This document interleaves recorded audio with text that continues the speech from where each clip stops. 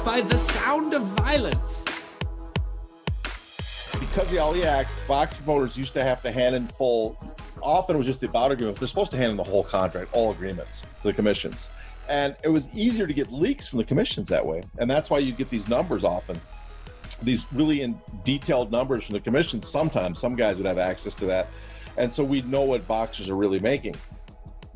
During the hearing, why they passed this, Stacey Alonso, who used to work for Station Casinos, the Fertitas, she brought up the fact that it was for competitive reasons they should pass this. And competitive reasons because people in New York weren't releasing information. And she even said, we are no longer taking bout agreements because we can't guarantee confidentiality. And I'm like, that's section 13 of the Ali Act. You're supposed to take all agreements. You're not supposed to not turn down bout agreements. That's crazy to me because I don't give a shit if there's leaks. Who cares? Your job is to make sure that you have all the bout agreements so that this is not being done to protect promoters. This was passed specifically to protect boxers, and you're worried about promoters. That's bullshit. That is absolute. There's my rant for today. That is absolute freaking bullshit.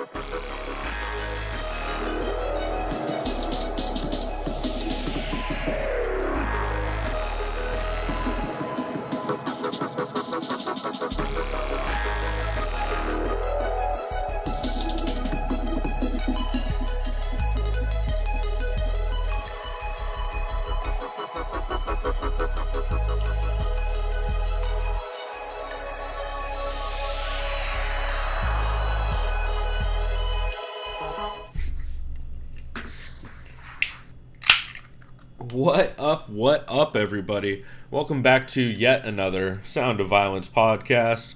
We are an MMA podcast, talks about the MMA podcast you should catch, skip, and can't miss each week. I am Pulver, and I am here yet again with my co-host, Chris Madaffer. How's it going, man? Doing well, man. Luckily, I am not in a food coma. You know what I just had to eat. That's right, you had Raising Cane's. I'll shout them out. Yeah, Raising Cane's. I've heard good things about them. They're in Santee, which is in San Diego County. And they're known for their chicken tendies. Right? That's what the cool kids call them now. Yeah, definitely the cool kids call it that. And Texas toast and all that. And yeah, it was solid. I liked it a lot, man. And their sauce is fucking great. And I feel like with a lot of, just when it comes to chicken, fried chicken especially, you need good sauce. Like, especially for a sandwich, too. Like, it's all about this. I mean, yeah, the chicken's got to taste good, but no one likes to have chicken tenders by themselves unless they're already, like, say, pre-marinated or, like, there's stuff in the yeah, or if you're a 4-year-old, maybe, but... Yeah, that too. But yeah, really good. I was happy. That's what's up. I have not had anything to eat today, which is going to turn out interesting considering our beers this week. Maybe I should probably eat something on the break or else this second half of the show. Please do, because of the second beer that we're going to be having. You don't want to do it in an empty stomach. I mean, they're both pretty big. This first one is 10%, so... Oh, yeah. Goddamn. It's gonna be a long afternoon. Anyway, why don't we get started with our Papa Vodka Presents, Doug Stanhope Presents, our super real, totally not fake sponsor, which we are actually, for the first time in a while, drinking the same beer this week, and I am extremely excited about it. This is a beer I think I sent this to you, info about it, when I first heard about this project. But we're drinking Black is Beautiful, which is a collaboration that was started by Weathered Souls. And man, it is. You know what? Before we even get into any of this, let me play. I'm gonna play a clip real quick, and you guys can listen to. This is a clip from the Share a Pint with Marcus Baskerville podcast.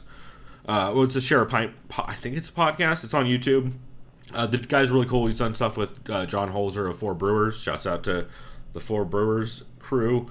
And yeah, he spoke with Marcus Baskerville, who's the lead brewer or the head brewer at Weathered Souls Brewery.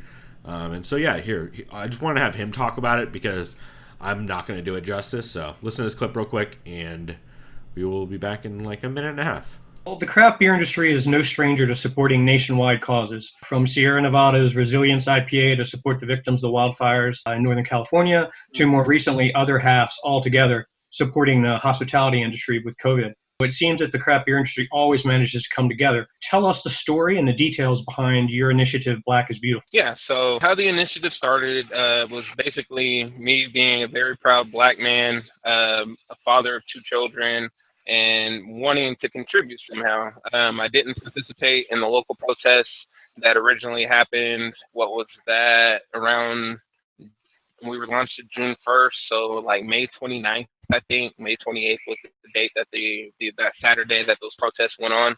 And I was kind of disappointed in myself for not participating. So being said that, as a Black business owner, I said, well, how can I use my platform to make a difference? How can I use my platform to help? So from there, I basically started formulating a mission statement. From there, I was basically sending it to my brother, my cousin, a few different friends of mine, like, hey, what do you think? I'm thinking about brewing this beer. So originally it was just going to be a beer we were going to release in the tap room. I called on KD Designs, Kevin Dyer, that did the label. I hit him up and was like, hey, I want to brew this beer. I want to do this label. And I told him, I was like, I basically want to highlight the different shades and colors, hues of Black. But outside of that, Kevin, I'm going to leave it up to you how you want to design the label. So he did an amazing job. So from there, I got the label, and I had sent it off to Jeffrey Stuffings at Jessica. And we were basically talking about race relations over the weekend and, discussing Trump and numerous other things. And basically, I sent them the label. And so from there, Jeff challenged me to turn it into a collaboration. So I took his advice. I told him, I was like, you know what, that's an outstanding idea, not realizing how much work was going to go into it at the time. But, we went ahead and I basically spent the entire night at that point trying to formulate an initiative. So I did look at the resilience. I looked at a lot of what All Together did and how many people that got involved. And so it was a way for me to try to come up with a way to get involvement from the beer scene in a similar fashion. So basically I did take, the outline of the All Together initiative, created a recipe, laid out the initiative of what was going on, what we expected from the initiative and what it was for.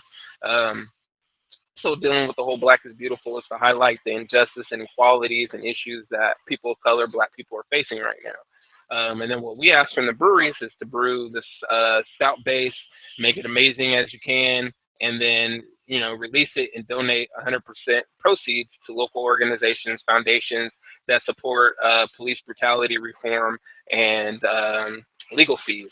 And then also take the additional step to take it a step further within your brewery, your community, and start making changes locally, right? Because the beer is just one aspect of the whole entire cause and what's going on, and you don't want that message to get lost. All right, so that's why I wanted to have. I wouldn't have done any of that justice, so I thought it'd be very cool to hear. Again, that was the Share a Pint podcast, and that was Marcus Baskerville of the Weather Soul Brewery. So I just want to give that a shout out and play the actual clip of him describing it rather than my white ass try to explain it. And yeah, it's a really cool idea. It's a cool way for kind of the community to all give back as a whole and stand kind of in solidarity. And so we are drinking, we actually, spoiler alert, we have 2 different versions of this today. Chris and I have tried neither one of them, and I'm really excited. I picked these up over just this weekend. So we've got the North Park beer version. Yep. You can kind of see that logo. And that's the one we're doing first. This is described as a 10% Imperial Stout. And I am really excited to try this. Also, shouts out to the 4 Brewers glass that I'm drinking this out of, since they have been allies as well throughout all this stuff and really outspoken. So big shouts to them, and big shouts to the Beer Night in San Diego guys too. We'll get into all that later, but yeah, a lot of really cool podcasts in the brewing scene and breweries kind of standing up for a cause and all that. So, and I think as of right now, let me see if I can pull up their site. Oh man, I don't know if I have the calculator up. The last time I looked, which was I think yesterday or the day before, they were at 20 countries. Let me see where. Oh man, trying to navigate this on their site is not the way to do this. But I believe what they were at was it was 20 countries, all 50 states, and over 1,000 breweries are doing this collab. So if you live in the U.S., there's a state. There is a brewery in your state making this beer or their version of this beer. If you're in another country, there's a decent chance if you're listening to this that there's somewhere in your country someone who's making a version of this beer, and it's just really cool to see. So, Chris, have you tried this yet? No, I'm about to right now. I'm about to open this bad boy up. Just gotta be careful with this holy shit, because I don't want to spill this on my shirt or anything. Oh man, that does not taste like a 10% stout. That is fucking delicious. Jesus. I wish it was a little colder, but I kind of let it sit. But still really good. Yeah, it's really good. It's almost got like a little bit of the it's not quite coffee, but it's like a dark or a cold brew kind of vibe to it. Where it reminds me a little bit of the Modern Times Black House coffee, actually. Damn, yeah, it's got I wish that like rich, like almost like dark fruit kind of flavor to it. Fuck, I wish I would have just kept this in the freezer longer. But then again, I was too eager to taste this. I should have just fucking opened it. But still really good. But I'm a snob when it comes to having cold beer. But this is fantastic. I'd argue that I could even taste it more now that it's a little bit warmer. So yeah, definitely, I would think so. I almost feel like I'm getting like almost like a black licorice kind of aftertaste. Yeah, there's like a tiny bit of an anise flavor or anise flavor. I can never decide how I should pronounce that, so I just say. I think it's anise. Yeah, but like half the world says anise, the other half says anise, and like potato. Yeah, black licorice is probably the way to go about it. Or but root or route, right? I'm just kidding. Yeah, exactly. But yeah, this is absolutely fantastic. Also, tastes nowhere near 10%. Yeah, probably because I feel like it's not really too bitter. It's kind of more like a malty, kind of smooth, caramelly. I'd say I'm also getting I feel like marshmallow notes. Yeah, it's real fluffy. Like it's not. Yeah, I get like a fluffy marshmallow note. Yeah, this is interesting. Yeah, a lot of times when stouts are getting this big, they get real thin. This has a ton of mouthfeel, and it's not too sweet, but it's not like it's nowhere near bitter either. It's just really, really good. It's like this is fucking fantastic, but I'm almost overwhelmed with flavor because I'm used to having like when you have beers really fucking cold, you're not gonna get like the full flavor. But right. Yeah, I think when we do the next one, which is gonna be a challenge for me. That's a big old beer. I'm definitely gonna wait, and then when I know I'm gonna open it, because I want that shit cold. There you go. But it's still really good. I mean, obviously I'm gonna fucking drink it. Yeah, this is really good. I like this a lot. So is this just a limited time thing, or is North Park gonna? I don't know how anyone's gonna. Because I'm gonna keep this can either way. Yeah, it's dope for sure. Or at least the label. Yeah, I'm curious to see how people are going to handle this collab going forward. Because, as you guys heard in the clip, the proceeds go to the cause, which means I don't know how many times they can do these runs and still afford to do it. Because that's an expensive beer. And I believe this was had no additives, if I remember when I heard them talking about it. Like, it's no adjuncts or anything. It's just straight up stout. I believe, if I remember right, I think the Beer Night in San Diego guys said the recipe was somewhere along the line. I hope I'm not mixing this up with a different one of the Black is Beautiful beers, since they did a couple.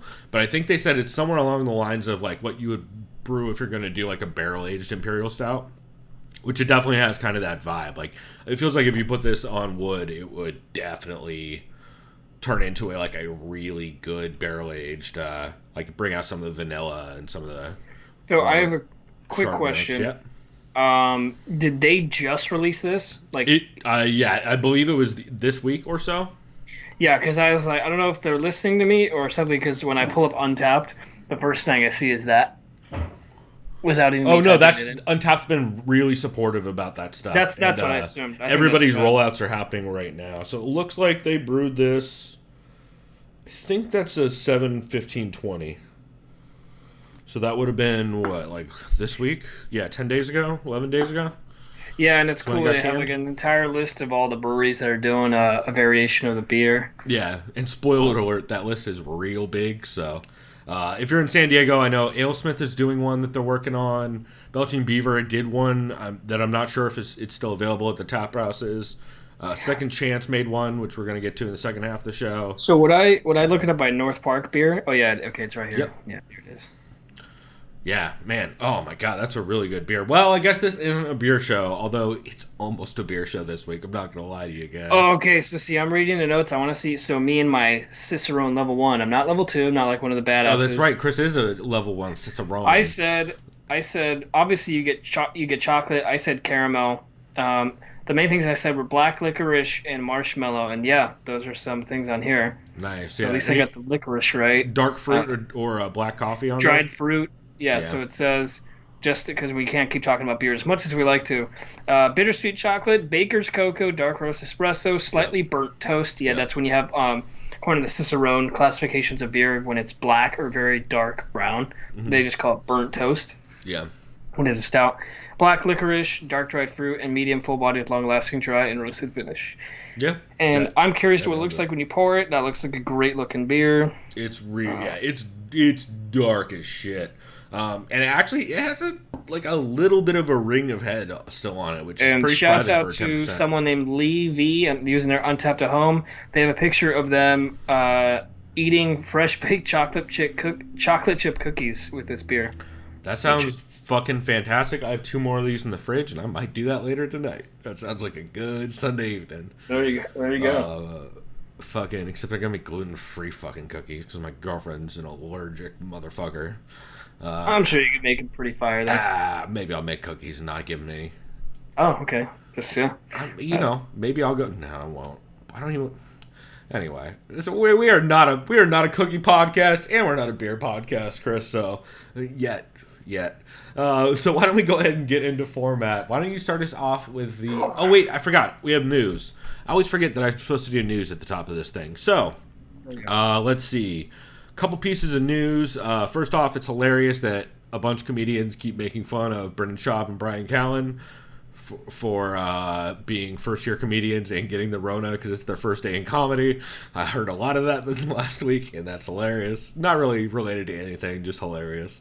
Mike Russell said on Twitter that he recorded a podcast episode with Kareem Zidane recently, and he's aiming for the August podcast debut of his show, which he is long rumored. Of course, that's going to be the Rat in a Cage kind of podcast, like a episodic podcast series, kind of like a serial type of thing, investigating Ali, which, man, I've been waiting for a long time, and I fucking hope it happens. And man, when you hear Mike Russell and Kareem Zidane sat down to talk about Ali's involvement in the sport, that sounds like a good fucking show. So I hope that ends up coming out hopefully in August, like you said. Let's see. I don't have a ton of other podcast news necessarily. We'll get to some of it later. However, non-podcast related, well, MMA, semi-MMA related, the schmo is Lazy Nardwar, which I figured out this week, and I actually brought that up to you. I was like, yo, do you know who Nardwar is? And you're like, huh, I've heard someone say that the schmo is like Lazy Nardwar. Yeah. I was like, yep, so I finally sat down and watched some schmo videos yesterday, and I was like, oh my god, he's just doing Nardwar without the research, which is the only good part about Nardwar. So, it's not good. Let's see. Do you see they put, so I don't know how, I mean, I kind of know how, because I know Brody was pretty involved with baseball, and a lot of the pro teams loved him, including the Dodgers. You see they put the cardboard cutout of Brody Stevens in the audience for the opening day? I was watching that, the Giants-Dodgers, and had it on here at the house, and my brother, I'm like, wait, what's his name? Stevens. I'm Yes, like, fuck. you got it. Yeah, that's what I told Yes. him. It's the guy who goes, yes, you got it. Push and and I looked it up. believe. And I'm like, I Positive remember energy. I'm like, I remember he was in fucking Hangover. Yep. And then, but yeah, it was Brody Stevens. I mean, We call this place I was like, that's a famous Loserville. LA. Yeah, I was like, that's a famous LA comedian. I immediately recognized. He's like, I remember I showed Kyle the one stand up he did, and he's like, yeah, in my spare time, I'm a model in Pakistan. You know. Yeah, Brody is the best. I miss hearing that dude on podcasts. Positive energy, Red Band. Yes. He was 818 till he died. I fucking love Brody. Anyway, so that was really cool. I wanted to shout that out. Speaking of comedy, also, we've said this many times on this show, but fuck American Comedy Company in downtown San Diego. They are literally a bane on this entire fucking city.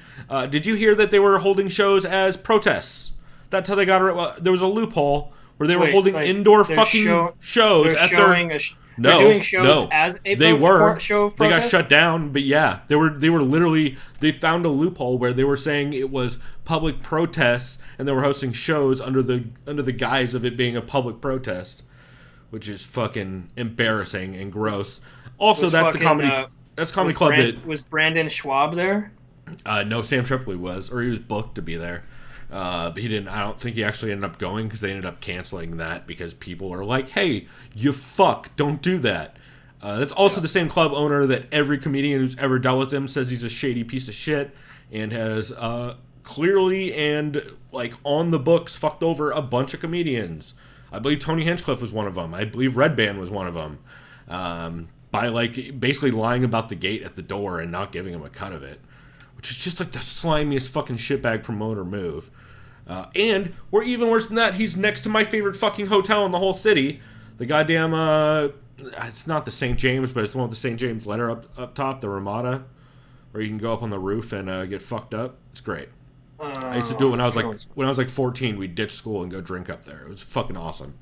But yeah, just fuck that guy. He's the worst. And then I have one last piece of news that...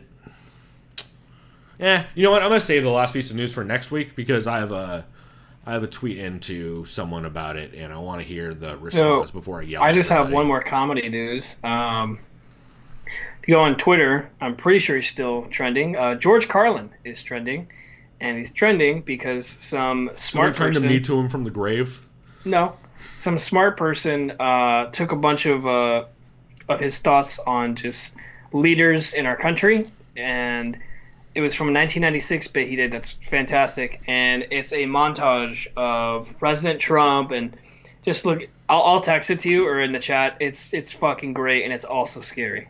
And it just shows how right he was. I mean, that dude was always way ahead of his time.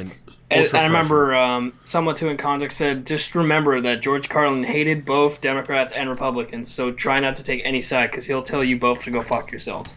That was a regular. Dude did not like anyone that was involved in politics. So, yeah.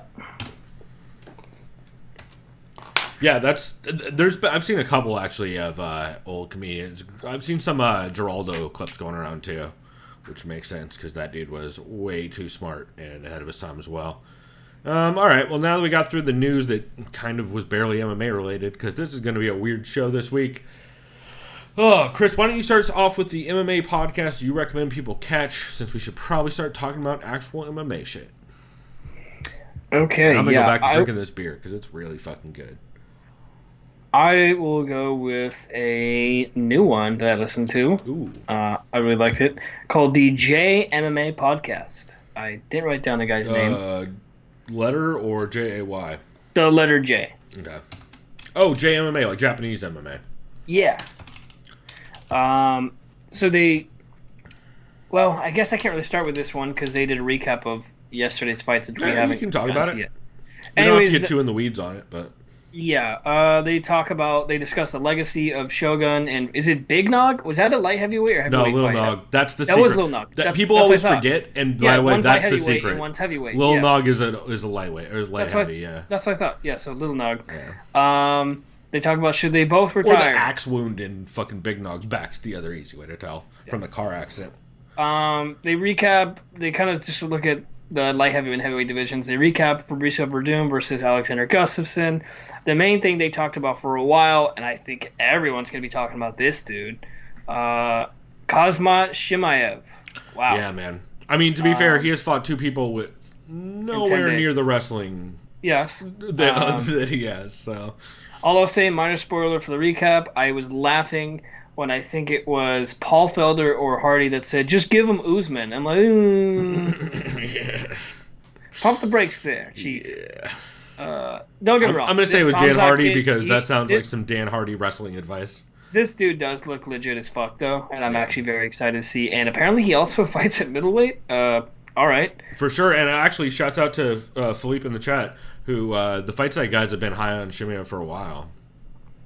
yeah. And then after that, I'll say, because I don't want to do recap spoilers, but they discuss what's the possibility of Darren Till versus Mike Perry at 185. Like, well, go watch the training montage of Perry against Yoel, and basically Till would look like he's two weight classes up.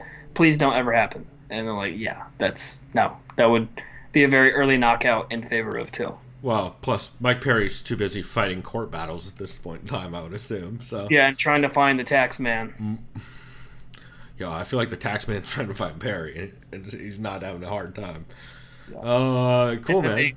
And then the last couple notes I had is they talked about Stipe versus DC3 coming up in a couple of weeks, and their legacies, what it means for both of them. So, other than that, I would say more, but it was a recap. But these guys have good chemistry with each other. They break fights down in a simple but effective way. So, Cool, man. Check them out. Hell yeah, I will definitely do that. That sounds fun. Let's see. So my catch this week, actually, we got the dude himself in chat right now, Philippe, with his interview with Renato Moicano, which we teased last week. Yep, that was a good one. Yeah, you listened to it too, right? Yeah. Fucking, it's so fun, dude. Like, first off, one thing I want to commend the Fight Site guys on is they are always, they are more than anyone, I feel like, able to get fighters to engage in technical discussions. Like, a lot of podcasts, when they try to get fighters to talk about technical stuff, fighters just super glaze over and are like not, like they'll entertain it for like a minute or two, and then they'll be back to like, I don't know, fucking whatever food they want to eat, or whatever thing MMA Junkie Radio is trying to get them to talk about Conor or whatever. I feel like that's how a lot of those interviews go. But this was a great, like, in-depth technical discussion on not just like Moicano's game, but also just how Moicano sees some of the matchups in the division and some recent fights that happened. I just thought it was really cool overall.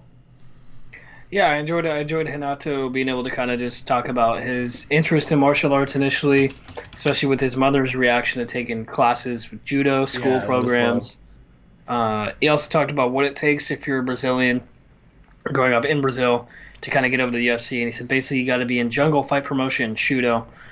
Well, it's crazy they debuted in Jungle Fight, because Jungle Fight's that's a big-ass show. I mean, that's where dudes like Jose Aldo cut their teeth smashing people, so... Big debut for that dude to just start there. I remember he said he moved to Florida after his first loss, which was to Brian Ortega, and he's at American Top Team. And I remember that too. I recall that as well because I remember when Renato fought Aldo, and like the lead-up was like, nah, this dude's a traitor to Brazil. He like fucking trains in America. I'm like, really, bro? You gonna go with that? All right. Brazilians have such a weird long history with that shit. Like the whole fucking Brazilian Top Team versus shoot the box shit, and like, I bet no one says that to Amanda Nunes. Yeah, well, people don't say shit to Amanda Nunes because she'll fuck them up.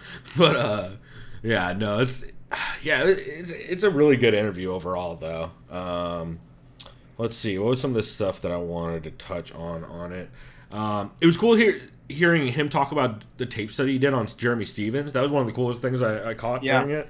Where he saw him Stevens can perpetually get frustrated when he misses, and he just gets more and more aggressive and exposes himself. That was the one where Renato was kind of just not I don't want to say point fighting. I'm not, but he had very good movement, right? Oh, he was just pot shotting the shit out of Jeremy Stevens at range, and Stevens was. I mean, that's a absolutely correct read.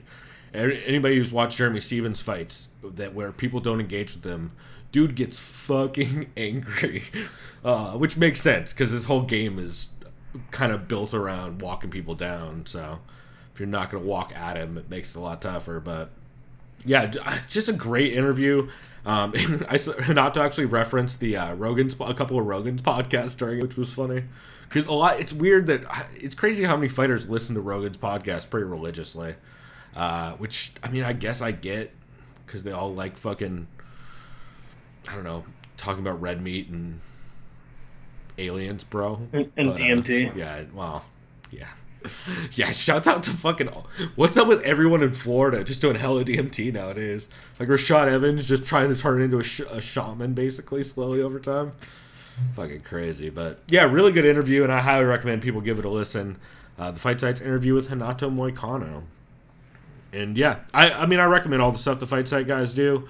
And I hope that they get Renato on again in the future, because, man, so it was a... Shouts to Philippe in chat. Like I said, fucking great interview, and I think it sounded like you had as much fun doing it as I had listening to it, because Renato sounded like he had a great time too. It was just fun overall, so definitely recommend it. Let's see, did you have any other catches for this week, Chris? Yeah, I will go with this one was a preview for the fight yesterday. It was called, the podcast is The Unanimous Decision with Adam Kaplan. Hey, there you go. There's a Kaplan I don't mind listening to. He had Andrew Michael from Beyond the Fight podcast, and for a second this dude sounded like his voice a lot like Colby Covington. I was very confused for a second, but it's definitely not Colby. But yeah, they analyzed everything from the lead up to last night's fight, Till's body language during the fight week preparations. They talked about how Ariel Helwani is an asshole because he likes to instigate all the fighters and tweet shit at them and comment stuff. Yeah, because I remember he commented under it was the stare down between Till and Whittaker when they're on the beach. I can't remember what Helwani said. It's like, obviously it's a joke, and everyone's like, fuck you, like all these comments. Like, it was kind of funny. He's just turned into like the laziest troll. It's like, dude, I get it. It's some of it's funny, but this ain't the WWE, man. Well, that's 100% it. Is he's just gone full fucking. He loves gimmick. the WWE. He's just like, the dude is a fucking. I'm so tired of journalists with gimmicks, dude. I'm so fucking tired of it.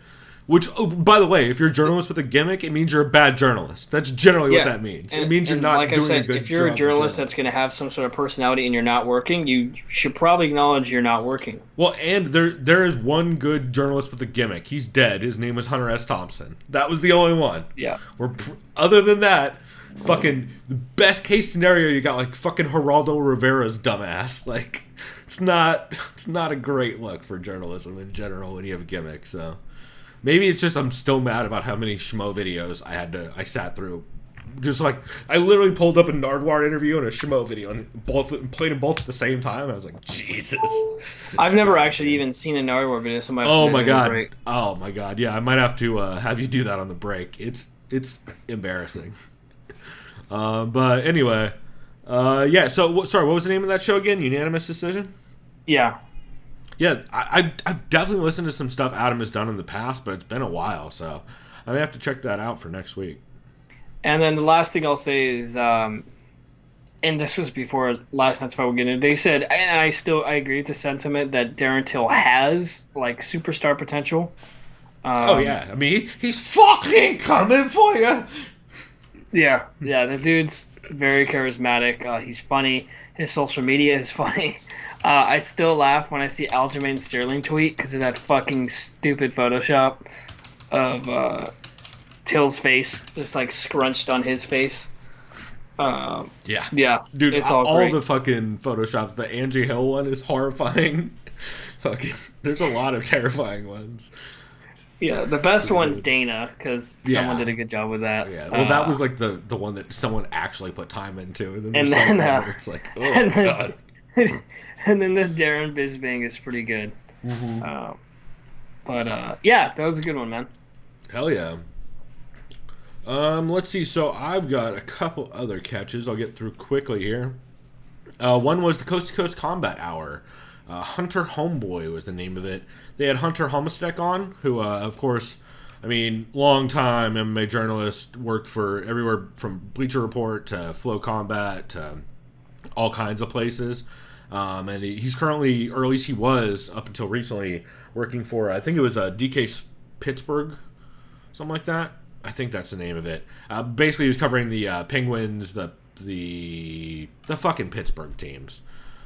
The only one I know is the Penguins because I don't fucking care about football or baseball. But I guess the Pirates and the Steelers. Yeah, are but the other you two, have right? good taste because I like hockey more than football anyway. Yeah, but like, how many people love Penguins fans? Pretty much nobody. I kind of agree. Penguins fans are kind of trash, but Pittsburgh fans are kind of trash in general. So. To be fair, I like the Penguins because of a fucking movie podcast I used to listen to where a dude used to talk about the Penguins a bunch. So I don't know. I have zero connection to it really, but I mean, and they've historically, besides Crosby, they have, in my opinion, the second greatest player of all time in Mario Lemieux. yeah. And then Sidney Crosby is going to be up there when he retires. So. Yeah, for sure. Anyway, but yeah, it's really cool hearing Hunter kind of talk about his days in journalism and kind of, there's a lot of, you actually would really like this. I should have sent this to you. You might have to listen to it for next week, but they talk a lot about kind of the differences in journalism between MMA and like the big three sports. And it's really interesting hearing him talk about the similarities and the differences because there are some that didn't surprise me at all.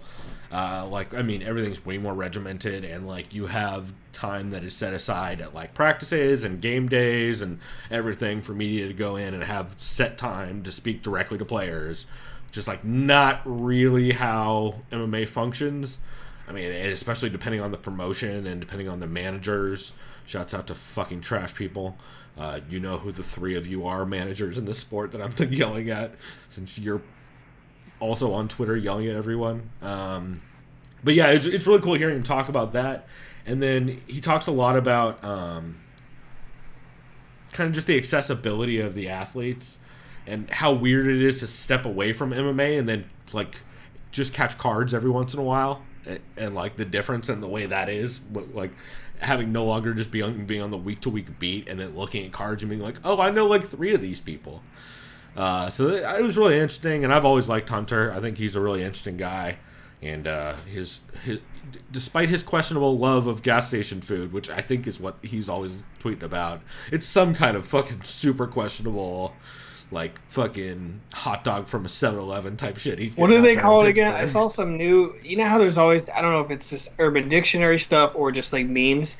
They call like if you eat hot dogs, it's called like glizzy something. What did someone fucking call it? It's so fucking stupid. I keep seeing it on.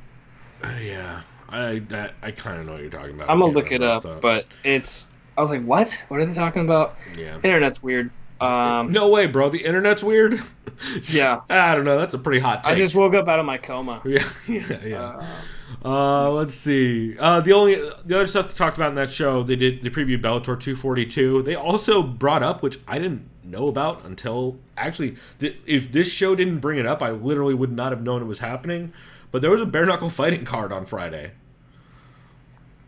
Wait, bare knuckle? Yeah, like those bare knuckle cards that always happen, the BKFC. Yeah. So Isaac Valley Flag fought Luis Palomino, which is like, I literally didn't know that was happening except for this show. So that was crazy. Also, Luis Palomino fucked up Isaac Valley Flag in about 45 seconds or so. Maybe not that long. It's pretty crazy. Just steamrolled him. So real quick, back to the Urban Dictionary. A glizzy, known in the 90s, was known by a famous rapper. That's like your Glock 9mm. That's your glizzy. Nowadays, it's known as a gas station hot dog. Ah, there you go. Yeah. By the way, do those still? I thought they stopped doing those. Do gas stations sell hot dogs during pandemics? I wouldn't know. I don't think. I think I they don't stopped. think I've ever I know even had a hot 7-Eleven dog at a stopped. gas station because I also don't want diarrhea for 2 days. Yeah, So. I think the only I never eat gas station food. And that's when someone was, but Chris, you eat Taco Bell from time to time. Oh, for sure. Once in a blue moon. That's absolute trash. But that also doesn't give me diarrhea, but maybe that's because I grew up eating Taco Bell, so big brain. Just kidding. That's not big brain. That's just my dad being, like, you know how sometimes your parents, like, do you remember the 39-cent hamburgers at McDonald's? For sure. Yeah.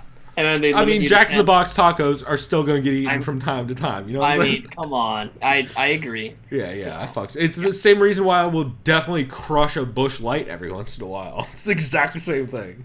Yeah, because sometimes you need something just kind of easy and trashy. It's what's up. Anyway, really good episode with the Coast to Coast Combat Hour guys with Matt Hawkins and Ed Carbajal. Really liked that show. It was cool hearing from Hunter because I hadn't heard from him in a while outside of his Twitter and stuff. So, Let's see. The other catch that I had for this week was The Outsiders for July 22nd, 2020. That was a good one. Yeah, you listened to that one too? Yeah. Yeah, it was really cool because I haven't heard shit from anyone about Bellator or Scott Coker, really. Like, apart from a couple preview shows, nobody's saying shit about the fact that Bellator was coming back this weekend, and even less so, I didn't see anything about the social distancing and kind of regulations and stuff they're putting into everything. You're talking about Coker, right? Yeah.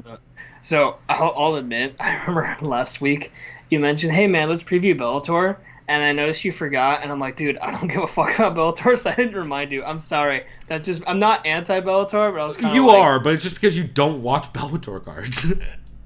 You literally just don't watch it. That's why you're against it. Okay, I'm very selective, and I've admitted this. And like if it's like fucking Douglas Lima or like a badass like title holder, or even like the Pitbull brothers. Sergio Pettis fought in that card, right? I know. That's why I feel bad in hindsight because he fought the dude who fucked up James Gallagher. Aaron Pico was on there. I was like, oh shit, that would have been fun to watch. Yeah. I'm like, then I saw he's managed by now. I'm like, oops. Well, yeah, that's a recent change that no one's happy about. But no, I'm not. Like, I'm not gonna just say Bellator is trash. It's not. I just don't. You just don't watch it, yeah. That's all. I know there's great fighters in Bellator. Like Douglas Lima, in my opinion, would be like a top 10 welterweight. Oh, for sure. I think, yeah, I can say that confidently. Yeah. Sergio looked fucking great. Yeah. And I always want to see, how Benson Henderson's doing. I know he's kind of been up and down with decisions, and it's different though. I mean, I know when he left the UFC, I don't really think he was like recently a title holder. I can't remember how that went. I'm curious to see how Kat Zingano's going to do in Bellator now, and a couple other fighters that I like. So, no, that's on me. I think it was more or less because last week I had to piss really fucking bad. Okay. And I was like, oh, wait, if we go into Bellator, we're going to go another 10 minutes. Also, like, that card was very much like a Rich Chow matchmaking special, where it's like, I believe, what is it? Jack Slack refers to it as Bet on Coker. Or Bet on Bellator. What does he refer here? Hold on, I got it right here. Well, speaking of someone who does not like Bellator. Yeah. Well, no, he likes Bellator. He just hates their fucking practices. Yeah. All in on Coker. That's like Bellator is trash. Well, his new segment, All In on Coker, is fucking great, where he just literally does a parlay with all of the favorites on the main card, just because they're clearly wide favorites for a reason. I mean. And that's always kind of been the knock against Rich Chow's Strikeforce matchmaking is like, I mean, let's just say if you bet chalk on Bellator, you come out on top a whole lot. So that's the only thing that really kind of bums me out about it. But overall, though, I mean, I like a lot of the shit Scott Coker does, and also I find Scott Coker to just be like a much less fucking like vile human being compared to a lot of the other promoters in the sport. And he's no Shannon Knapp, don't get me wrong, but still, I mean, he doesn't make my skin crawl as much. Yeah, I liked his interview. I feel like he's keeping his fighters' health and safety in mind. Yeah, and like he also is like very open with like, hey, we have certain stuff we have to do for the network, and like he doesn't hide behind like, I don't know, like weird like, no, bro, I chose to do this, bro. The higher ups, they came in and they asked me to stand down, bro. Like there's a lot less like it seems like there's a lot less weird like ego shit when it comes to Scott Coker, at least in interviews. And also I just always enjoy hearing Josh Gross and Scott Coker talk, because and Jeff Sherwood, like the three of them have been around MMA since fucking forever. But they of course go all the way back to like the early beginnings of Strikeforce days, and even prior to that. With some when Scott was involved in some of the K1 stuff, so it's just really cool to hear. And I always enjoy Scott Coker when he gets in a room with Josh and Jeff. It's also cool to hear them kind of go in depth on all shouts out to the CME for them making fun of Bellator's sphere. They're calling it the sphere. Like, because they didn't want to use the word bubble, and the UFC has Fight Island, so they're calling it like the Fight Sphere or something like that, which just means the arena that is quarantined, basically. I don't know. It's everyone. Fucking PR teams are the worst. That's my main takeaway from the last couple weeks of fights is PR teams ruin cool shit. Just by like, hey bro, you know how these fights would have been way less gross if you didn't have the Abu Dhabi tourism board trying to face fuck me the entire show. But maybe I'm just a grumpy bitch about everything.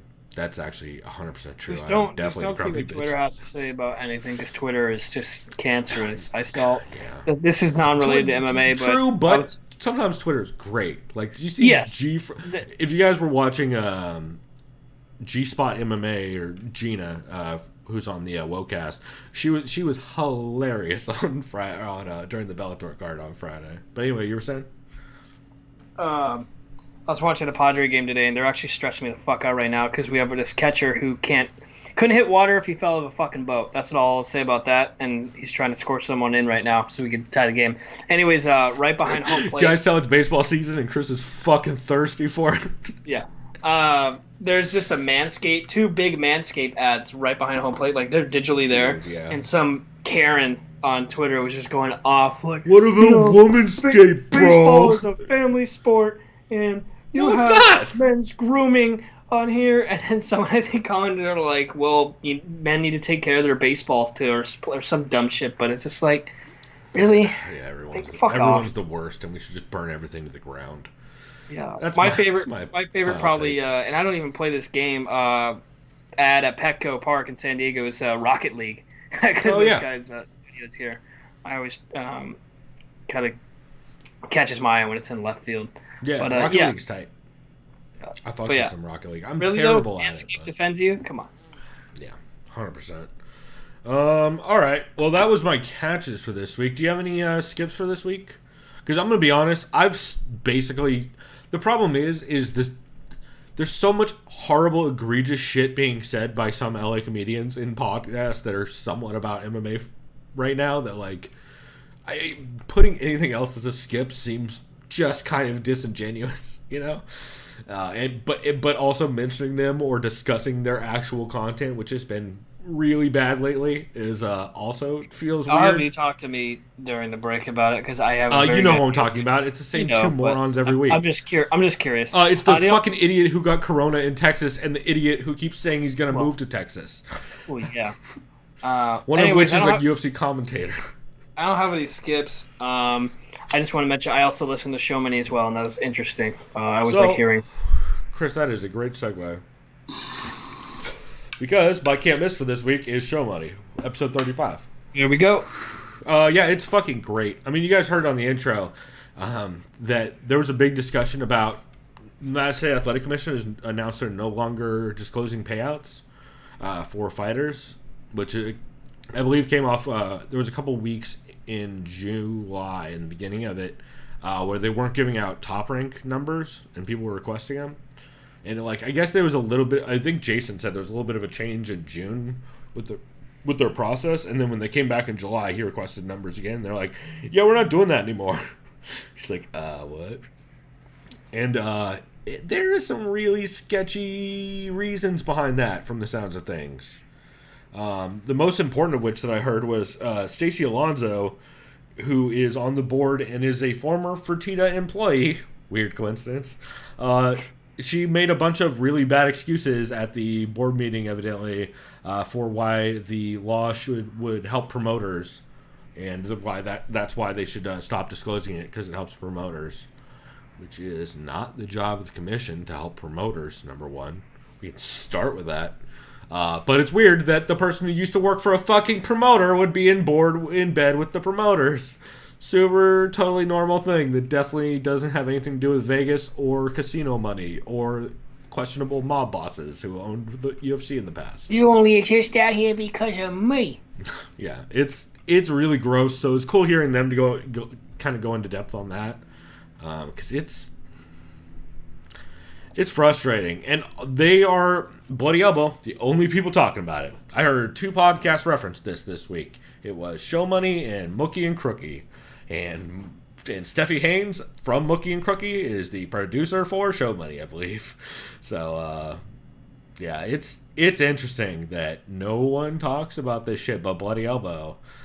and no one likes to. Everyone kind of puts their head in the sand and is like, yeah, I kind of want to go to press conferences, so I'm not going to talk about any of this. So yeah, do you have any thoughts on any of that or any of the other things that stood out? I mean, they talked about a ton of other stuff in this as well. One of my favorite takeaways from the podcast was how they discussed becoming a star in the UFC is transferable, as in that process is if you beat a superstar, you take it from them. Or if you don't take it from them, it doesn't always happen. You're borrowing their limelight. I mean, they cited Holly Holm, Ronda Rousey, Nate Diaz versus beating Conor McGregor, Masvidal beating Nate Diaz. Yep. I think John had a Strikeforce example too in there. Because I know John's actually been talking about that for a while. I've heard him talk about it on Care Don't Care in the past and stuff. How star power translates a bit. And did somebody ever beat Nick Diaz in Strikeforce? Because I could see that being trend, but I'm trying to think. That wasn't the example. I mean, yes, people did, but that wasn't the example I was thinking of. I can't remember off the top of my head. Maybe Daniel Cormier winning the Grand Prix. Yeah, you know what? Nah, because that didn't really I'm trying to think. There are some other examples, but me trying to pull them up is going to take forever. Either way, they also talked about COVID-19 protocols in varying countries. What did I write? Gathering sources as actual journalists when reporting fighter payouts versus undisclosed and other. I fucking wrote that all weird. I think what they're trying to say is, if you're an actual journalist and you're gathering your sources, actually make sure you kind of just. And yes, if a source wants to remain anonymous, they can. But when you're reporting fighter payouts, you technically should probably say who they are. If you already fucking say, disclosed. Right. If it's not undisclosed, then you're not going to say. So there's transparency issues. They're citing journalists who have transparency issues when reporting. Then they talked about, because I'm a big boxing guy, boxing fighter pay talk. I think because you're never going to get comparable fighter pay when it comes to mixed martial arts versus boxing. It's just not going to happen. At least not anytime soon. Especially because of how crazy the discrepancies in boxing is between the top of the card and the bottom of the card. It's fucking crazy. For example, I know Darren Till keeps saying over and over again that Tyson Fury will fight in the UFC. No, he won't. He won't. But if he did, lose money by doing it. Yeah, if he did, he would demand not only would he bring in a massive gate for pay-per-view, because it'd be insanely massive. Would Dana really be willing to pay out that much? Or not even just him, just WWE? No. Even though Tyson Fury would be like, I got you your biggest pay-per-view gate ever. Well, right, but Tyson Fury would demand, Ali Act style That's what I mean. Yeah. Revenue, which will never happen, because you're not going to get away with paying fucking Tyson Fury 16 to 20% of revenue. Yeah. That shit's not going to fly, bro. Yeah. And then the last thing I remember they discussed, they talked about the current Reebok deal that's ending. Yay! And how much they actually... You cheer now, but let's see what happens with Venom here shortly. See, that's the thing. It's like, I know Venom doesn't have as much money as Reebok, and Reebok... They do better shit. No, they definitely don't. Reebok is owned by Adidas. Yeah. But my point is, it's like, well, they didn't pay the fighters, but is Venom really going to pay them that much more if they do? Wouldn't hold my breath. Yeah. The UFC is saying that fighters will see an increase in payments or revenue, or however they phrased it. But if I remember right, and I need to go back and double check this, the phrasing seemed really similar to the original Reebok phrasing, which is not a great sign. But I gotta imagine, unless the UFC is just completely off the reservation and lost their fucking mind, I gotta imagine Venom's gonna allow for some more fighter creativity in their stuff. Venom can make custom shit. They've been doing it for decades. So if they don't, and they end up with fucking Uno cards again, I swear to God. Well, let's see. Oh, one thing that actually stood out to me that I thought was a really prescient thing to bring up, and that I think the only other people I heard talk about was the Co-Man of M podcast, on that episode of Show Money, they talked about whether, so Abu Dhabi said they're covering transportation, room and board, and testing, as part of the deal with the UFC. They're paying for all that. And they bring up the question, so what does that mean for the journalists that are going? Because those are all chartered flights. And arguably they're paying for all the journalists' food and room and board while they're there as part of the deal. And also the journalists are essentially right next to PR people asking questions about Abu Dhabi in the press conferences, like Abu Dhabi Allen, as the Bash keeps referring to him. So we are back to, once again in MMA, we're back to this weird space where while I understand that the strange times that we're in lead to a little bit different rules, you have to start wondering how at a certain point how much of a conflict of interest is it if everything's being paid for by the PR team that is basically in bed with the UFC, Yeah. So it's just interesting. And also something that no one who's actually on the ground is at all talking about. Instead, they're just taking pictures by the PR octagon in the sand and smoking cigars in the hotel that the PR team paid for. So, I don't know, man. It's weird. It is, yeah. It is. I don't know. Yeah, I don't know. It's worth bringing up. That's all I'll say. Let's see. The other thing they talked a little bit about is John Nash mentioned he's hearing a rumor that Bellator forgot to notify DAZN of the event with enough lead-up time, and that's why the Bellator event almost didn't stream on DAZN, because someone just forgot to reach out. Oh, which is crazy. That's not a fuck up at all. No, that's weird. And also, the DAZN deal ends in August of 2021, which is not that far away, and considering how, let's say, not great DAZN's coverage and output has been lately, I think that could get real gross and weird. So we'll see. Oh, and then Chris, I don't know if you caught this. This was my favorite rumor from this, which 100% rumor. John Nash said it's a rumor. I want to make sure to clarify that I'm saying it's a rumor. But the rumor is, Masvidal was lobbying for better pay. Yeah. Well, he signed a new deal for this fight with Kamaru Usman? Yes. So the rumor is that was a one-fight deal. I mean, that makes sense. It does, except for then you really didn't get better pay. You really didn't. I think it's solve just him the trying to problem. and I'm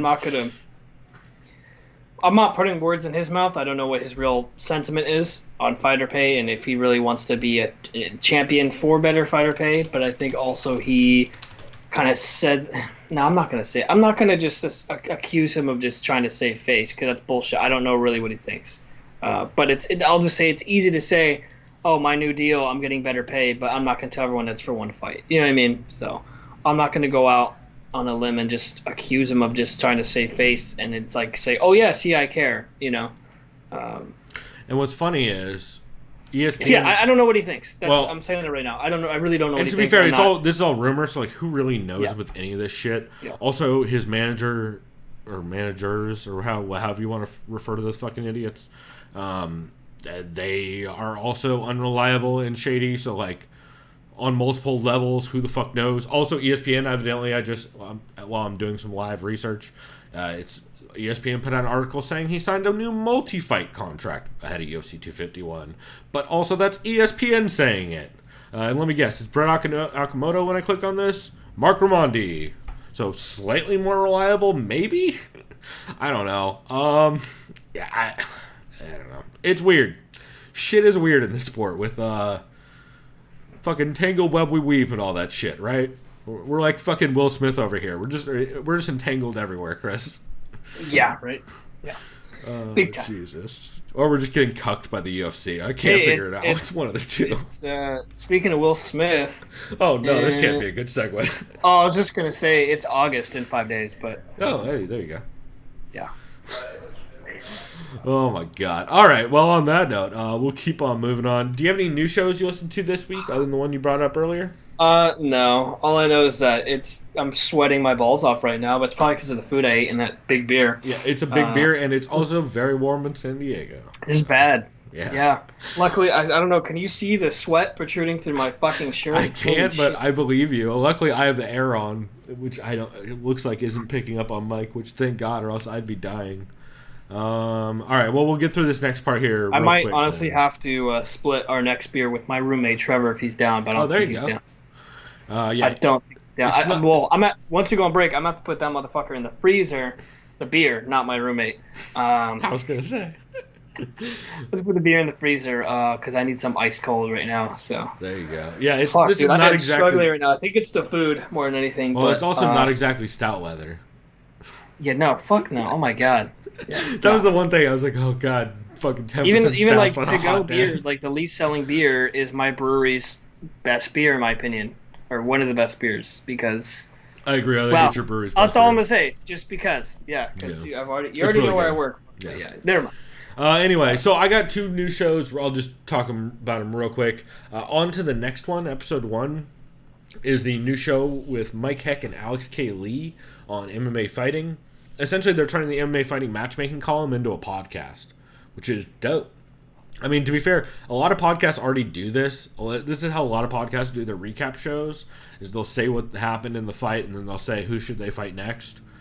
You know, it's like a very simple formula. But it makes perfect sense because I don't know of any podcast that just that's their format.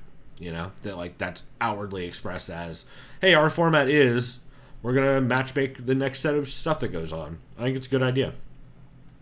Talk about stuff like who's next for Cater and should he get a 145 title shot next, and then like some wild card matchups. Just a lot of fun. I liked it quite a bit.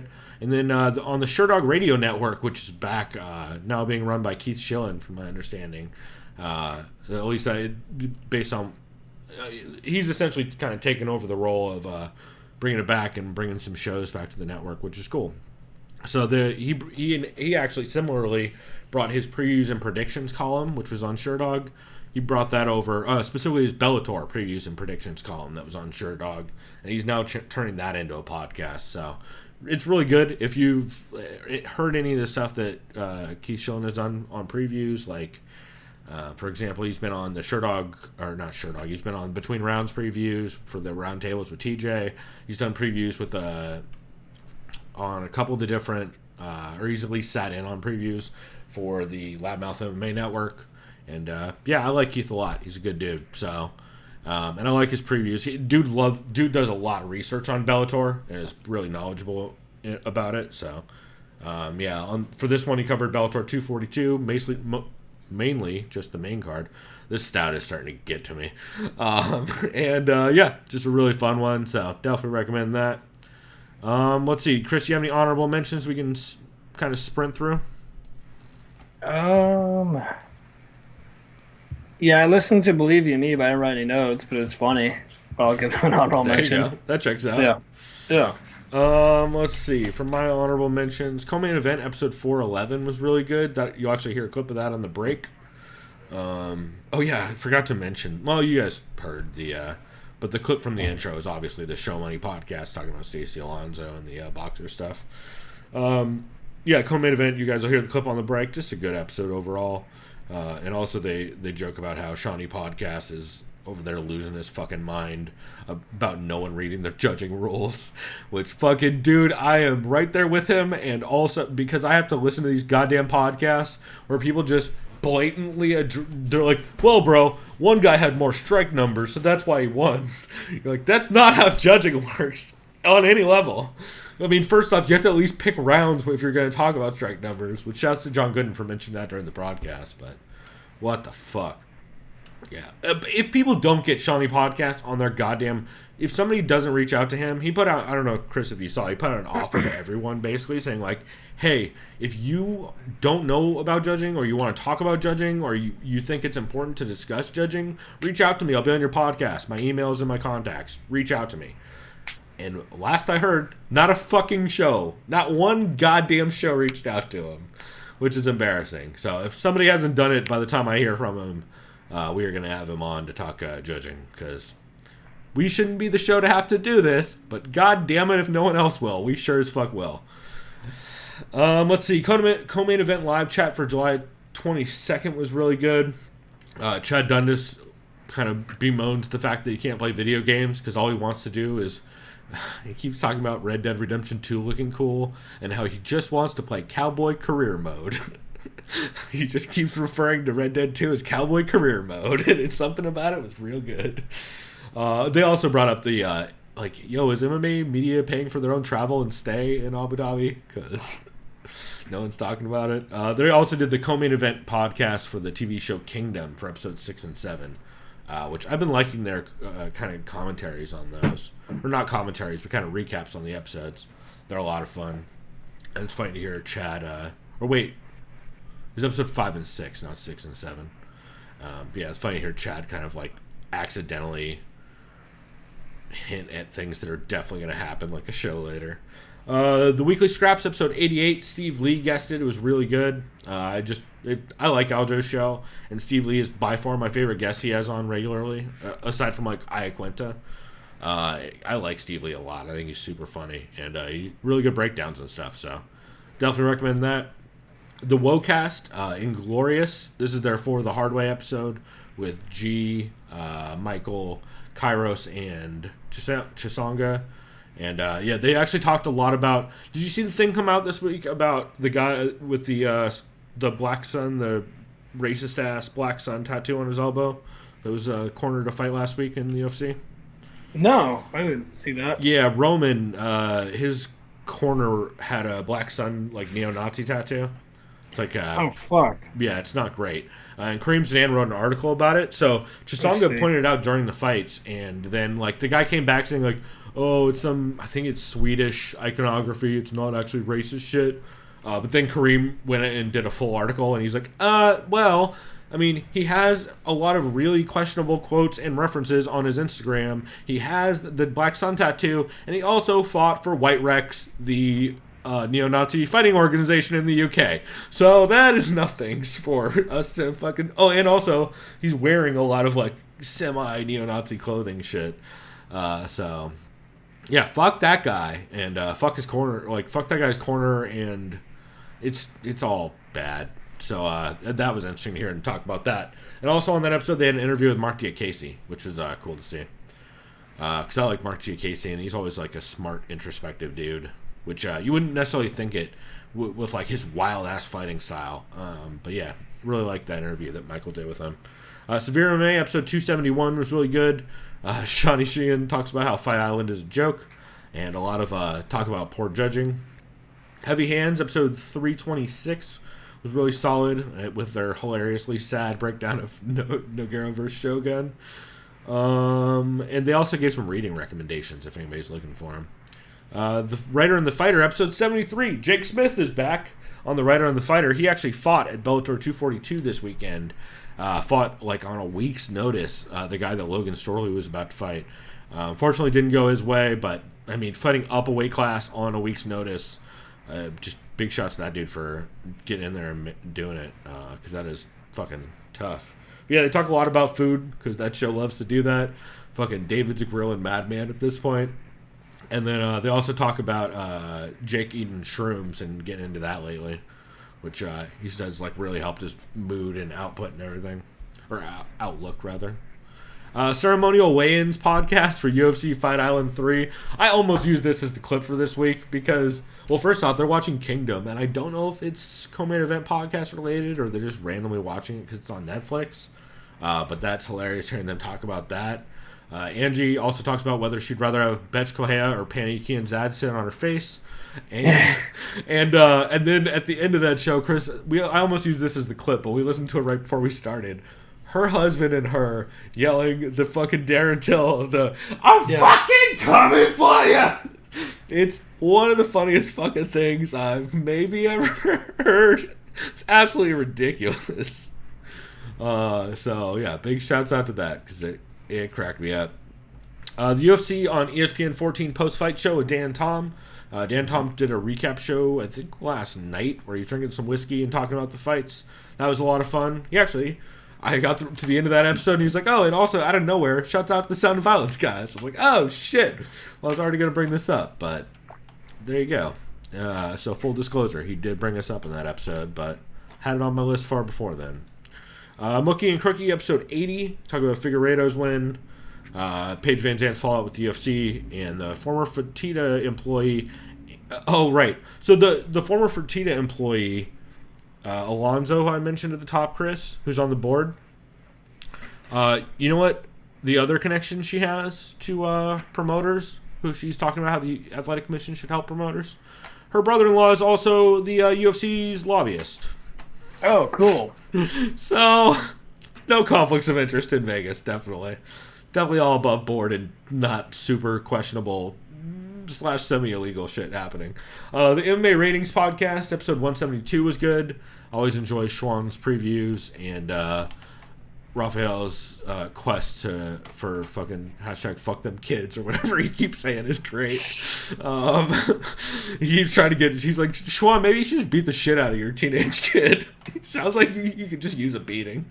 Schwann's like, no, I'm not doing that, dude. It's goofy, but it's funny. It sounds way worse when I repeat it that way. It's not that bad. It's much funnier than me just saying mean sounding shit like I just did. MMA Takeover, they relaunched on the Sherlock Radio Network. So Keith Schillen had a talk about whether he thinks Khabib will retire, who the best fighters were to never win a UFC title. And then he talks to Peter Barrett about signing with the UFC. And he has an interview with Sola Hatley as well, who fought at the Bellator 242 card. Fan Fight MMA episode 23 was really good. Danielle Riendeau does her fucking great Rhode Island accent, and it cracks me up every time because I always forget she can do that. Eddie Kingston versus Cody Rhodes in AEW is the wrestling match they talk about. And for the MMA fight they talk about, they take a look at Luana Carolina versus Ariane Lipski, which was cool. Yeah, they take... So Danielle loves leg locks. She's, I think, a blue belt. Fuck, dude, I remember I saw that. My knee felt numb. Well, and the fact that she was in that calf slicer so deep also, like, Jesus, to be able to lean back into the knee bar while you're in that calf slicer has got to be uncomfortable as fuck. So yeah, it was it's cool to hear them talk about that. Danielle fucking loves grappling, so it's always fun to hear her talk about jiu-jitsu. And even though I like Danielle because she's like so close to being a casual, but also is so in love with BJJ that like she's just a casual on like in that she just hasn't been around it as long as a lot of people. I don't know. I like Danielle Riendeau a lot. She also works for FanBite, which does a lot of video game stuff. If anybody's interested in video game stuff, Danielle Riendeau is dope. The fight site also had Patreon videos that they did for. They did a Patreon study on Pernell Whittaker, where Kyle McLaughlin and Philippe took a look at his fight with Oscar De La Hoya, and I thought that was really cool. And then, I want to say there was a second one on that as well that Philippe did with I forget who. It was like Ed or Ryan or somebody. I can't remember off the top of my head, and I don't have it written down. Anyway, they take a look at a couple of Pernell Whittaker fights via Patreon suggestion. Oh, nice. Yeah, it's really cool. The De La Hoya fight is wild as shit, and it's really fun to hear Kyle and him go through that and talk about it. It's a great fight. I hadn't seen it in a long time. And then they also did Kyle and Philippe watched the Shogun 1 and 2, or Shogun vs. Nog 1 and 2, in kind of preparation, and that was a lot of fun as well. And then lastly, man, this was such a roller coaster ride of a show for me. Anakin Florian, episode 259. I got so excited at the beginning of this because they start the episode. There's a pre-roll ad, and it's they're finally got. If you, Chris, let me tell you this: the Anakin Florian podcast, hosted by two dudes from Boston, who fucking love them some fucking beers. What beer company should they be sponsored by?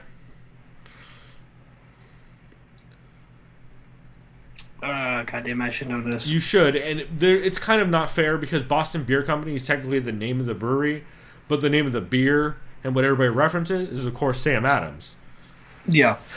And so they have a pre-roll ad for Sam Adams at the top of the show, and I'm like, holy fuck, they finally fucking did it. Maybe we'll finally see. Oh, that. that's what I thought you were being sarcastic. I was gonna try to. No, they were literally. Yeah, no, they literally got a Sam Adams beer sponsorship. Nice. Yeah, it's cool as shit. Okay, I thought you were being sarcastic, like as in fuck Sam Adams. That's no, I like Sam Adams. I mean, I don't drink a lot of it, and like. I still like the Boston Lager. I think it's good. Boston Lagers, it's super fine. They've done some. My favorite is their beer camp series stuff they would do every year. Like the one they did a couple years, like maybe 2-3 years ago, that had like giant collabs with a bunch of people. Like there was a Treehouse collab, there was a Society collab. There was a bunch. It was incredible. That thing was crazy. I think that's why it was like $40 or something for a 12-pack. But it was really good. But anyway, so I'm all excited. I'm like, fuck yeah, they're finally getting dope-ass ads that fit the show. And then they're now doing a whole bunch of pre-roll ads that are like, oh, God. Just when I was like, you know what? I got excited because you did a good ad thing. And then I get to like 20 minutes later, I'm like, oh, no, you also did a bad ad thing. So, hey, pro tip, anybody doing a podcast, don't do mid-roll. I mean, you can do, that's not true. You can do mid-roll ads if it is a planned segment in every show that you do at the same time in every show. For example, Heavy Hands, great mid-roll ad because it breaks up the two segments and it's also just for their own fucking Patreon. What you shouldn't do is stop mid-sentence and shove in a pre-recorded thing. Shouts out to Believe You Me. Or actually, I think UFC Unfiltered is probably the worst when it comes to that stuff. It really, Chael Sonnen. I'm sorry. Oh, I was going to say Chael. I should have, of course, Podcast One holds that record because they always do that shit and it's the worst. But yeah, drives me nuts. And also, I can't wait for everyone to realize that probably that's going to happen to Rogan's podcast on Spotify. So I can't wait for everyone to do that math because no one has yet, but I think it will. So that is my notes. So Chris, I think that's all we got for now. We're going to be back in a couple minutes to talk about this card that just happened, which was dope as hell. Hell yeah. Cool, man. Well, in the meantime, you guys can listen to this clip of Ben Fowlkes talking and his experience talking with the Abu Dhabi PR board who's trying to get him in touch with the Abu Dhabi government, which... it went about how you think it would. So, shouts to this.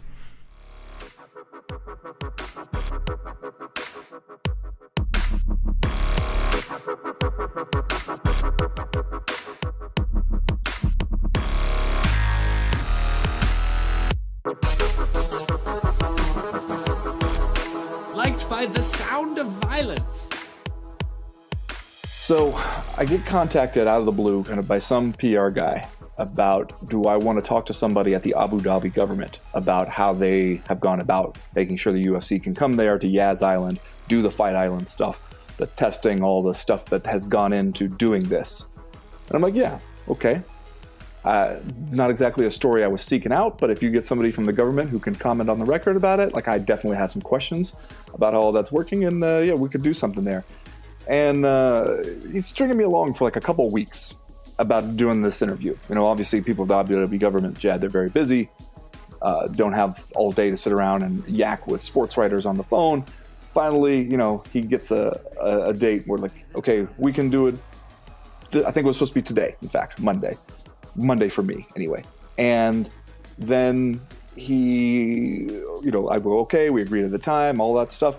And then I get an email from him. He's like, yeah, it turns out he's too busy. He won't be able to do it. But sorry, thanks for your interest. Like, no, let's try to reschedule some other time. Making me think maybe these people finally read like my Twitter or something and realized that maybe I was going to ask the Abu Dhabi government representative some questions that he might rather not answer.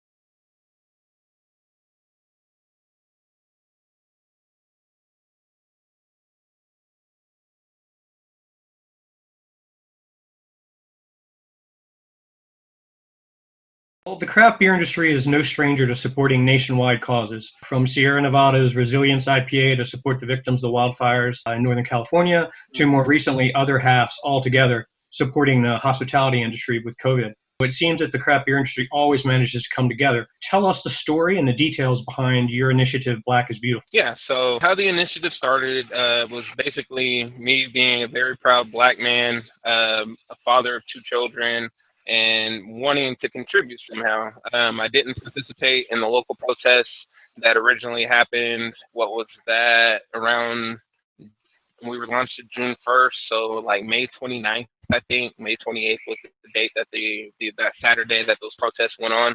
And I was kind of disappointed in myself for not participating. So being said that, as a Black business owner, I said, well, how can I use my platform to make a difference? How can I use my platform to help?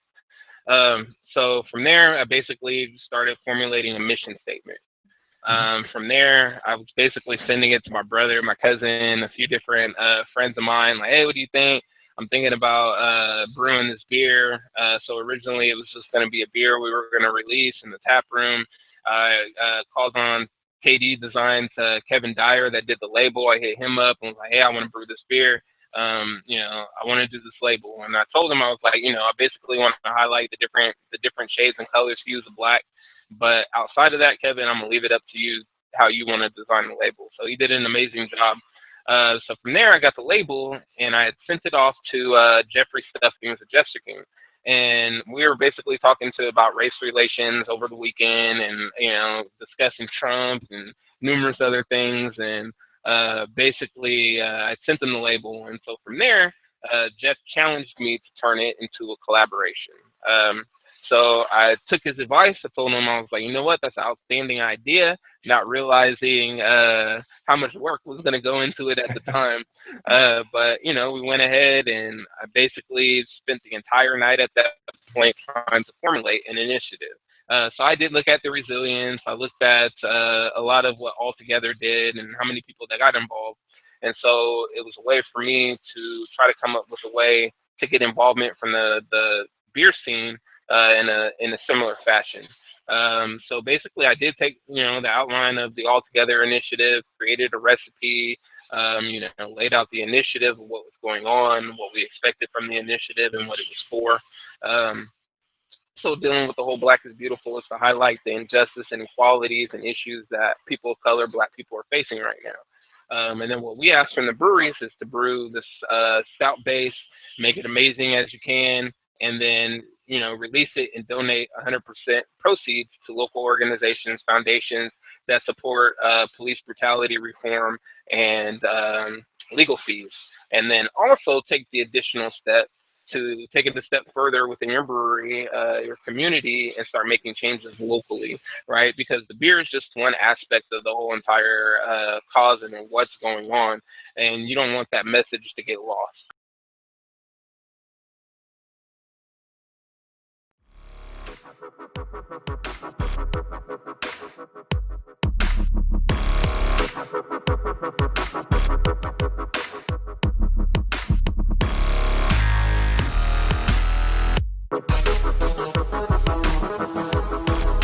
Liked by the sound of violence. Because of the Ali Act, box promoters used to have to hand in full, often it was just the about agreement. They're supposed to hand in the whole contract, all agreements to the commissions. And it was easier to get leaks from the commissions that way. And that's why you get these numbers often, these really detailed numbers from the commissions. Sometimes some guys would have access to that. And so we'd know what boxers are really making. During the hearing, why they passed this, Stacey Alonso, who used to work for Station Casinos, the Fertitas, she brought up the fact that it was for competitive reasons they should pass this, and competitive reasons because people in New York weren't releasing information. And she even said, we are no longer taking bout agreements because we can't guarantee confidentiality. And I'm like, that's section 13 of the Ali Act. You're supposed to take all agreements. You're not supposed to not turn down bout agreements. That's crazy to me because I don't give a shit if there's leaks. Who cares? Your job is to make sure that you have all the bout agreements so that this is not being done to protect promoters. This was passed specifically to protect boxers, and you're worried about promoters. That's bullshit. That is absolute. There's my rant for today. That is absolute freaking bullshit.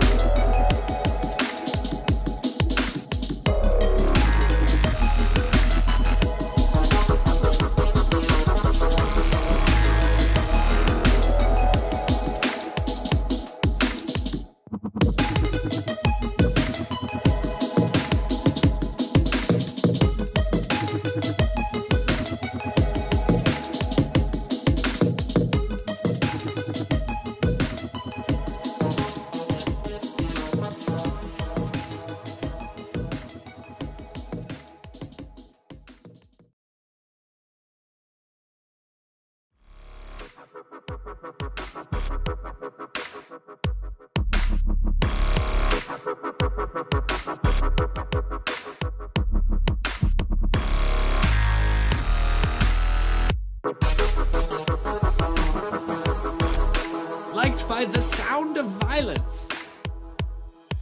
So I get contacted out of the blue kind of by some PR guy about, do I want to talk to somebody at the Abu Dhabi government about how they have gone about making sure the UFC can come there to Yaz Island, do the Fight Island stuff, the testing, all the stuff that has gone into doing this. And I'm like, yeah, okay. Not exactly a story I was seeking out, but if you get somebody from the government who can comment on the record about it, like I definitely have some questions about how all that's working, and yeah, we could do something there. And he's stringing me along for like a couple of weeks about doing this interview. You know, obviously people of the Abu Dhabi government, Jad, they're very busy, don't have all day to sit around and yak with sports writers on the phone. Finally, you know, he gets a date where like, okay, we can do it. I think it was supposed to be today, in fact, Monday for me anyway. And then he, you know, I go, okay, we agreed at the time, all that stuff.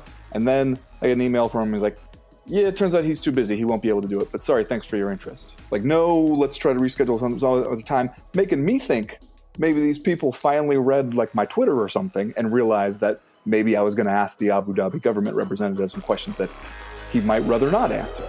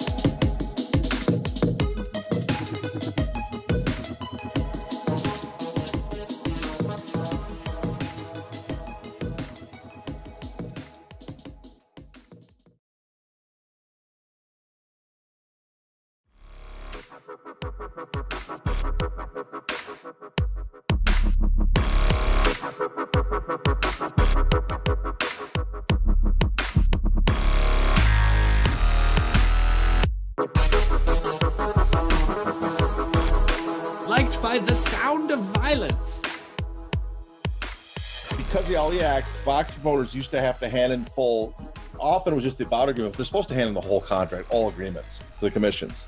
And it was easier to get leaks from the commissions that way. And that's why you get these numbers often, these really in detailed numbers from the commissions. Sometimes some guys would have access to that. And so we know what boxers are really making. During the hearing, why they passed this, Stacey Alonso, who used to work for Station Casinos, the Fertitas, she brought up the fact that it was for competitive reasons they should pass this, and competitive reasons because people in New York weren't releasing information. And she even said, we are no longer taking bout agreements because we can't guarantee confidentiality. And I'm like, that's section 13 of the Ali Act. You're supposed to take all agreements. You're not supposed to not turn down bout agreements. That's crazy to me because I don't give a shit if there's leaks. Who cares? Your job is to make sure that you have all the bout agreements so that this is not being done to protect promoters. This was passed specifically to protect boxers, and you're worried about promoters. That's bullshit. That is absolute. There's my rant for today. That is absolute freaking bullshit.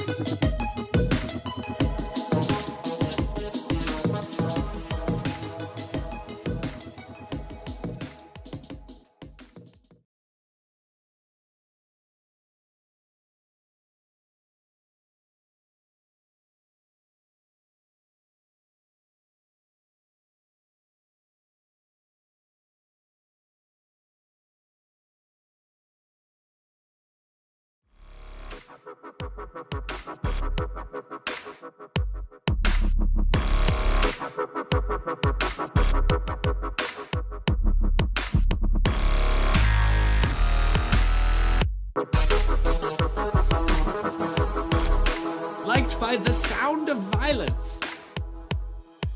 So I get contacted out of the blue kind of by some PR guy about, do I want to talk to somebody at the Abu Dhabi government about how they have gone about making sure the UFC can come there to Yaz Island, do the Fight Island stuff, the testing, all the stuff that has gone into doing this. And I'm like, yeah, okay. Not exactly a story I was seeking out, but if you get somebody from the government who can comment on the record about it, like I definitely have some questions about how all that's working, and yeah, we could do something there.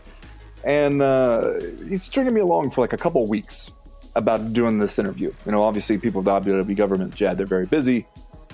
don't have all day to sit around and yak with sports writers on the phone. Finally, he gets a date. We're like, okay, we can do it. I think it was supposed to be today, in fact, Monday for me anyway. And then he, I go, okay, we agreed at the time, all that stuff. And then I get an email from him. He's like, yeah, it turns out he's too busy. He won't be able to do it. But sorry, thanks for your interest. Like, no, let's try to reschedule some other time, making me think maybe these people finally read like my Twitter or something and realized that maybe I was going to ask the Abu Dhabi government representative some questions that he might rather not answer.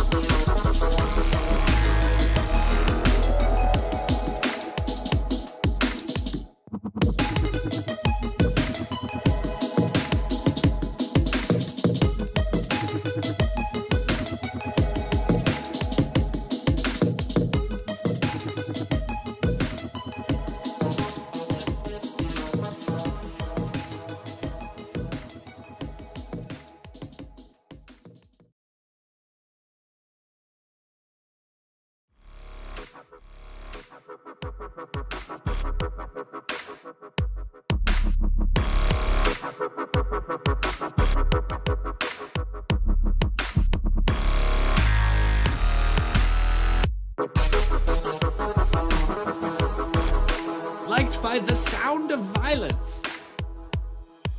So I get contacted out of the blue kind of by some PR guy about, do I want to talk to somebody at the Abu Dhabi government about how they have gone about making sure the UFC can come there to Yaz Island, do the Fight Island stuff, the testing, all the stuff that has gone into doing this. And I'm like, yeah, okay. Not exactly a story I was seeking out, but if you get somebody from the government who can comment on the record about it, like I definitely have some questions about how all that's working, and yeah, we could do something there. And he's stringing me along for like a couple of weeks about doing this interview. Obviously people of the Abu Dhabi government, Jad, they're very busy, don't have all day to sit around and yak with sports writers on the phone. Finally, he gets a date. We're like, okay, we can do it. I think it was supposed to be today, in fact, Monday for me anyway. And then he, I go, okay, we agreed at the time, all that stuff. And then I get an email from him. He's like, yeah, it turns out he's too busy. He won't be able to do it. But sorry, thanks for your interest. Like, no, let's try to reschedule some other time, making me think maybe these people finally read like my Twitter or something and realized that maybe I was going to ask the Abu Dhabi government representative some questions that he might rather not answer.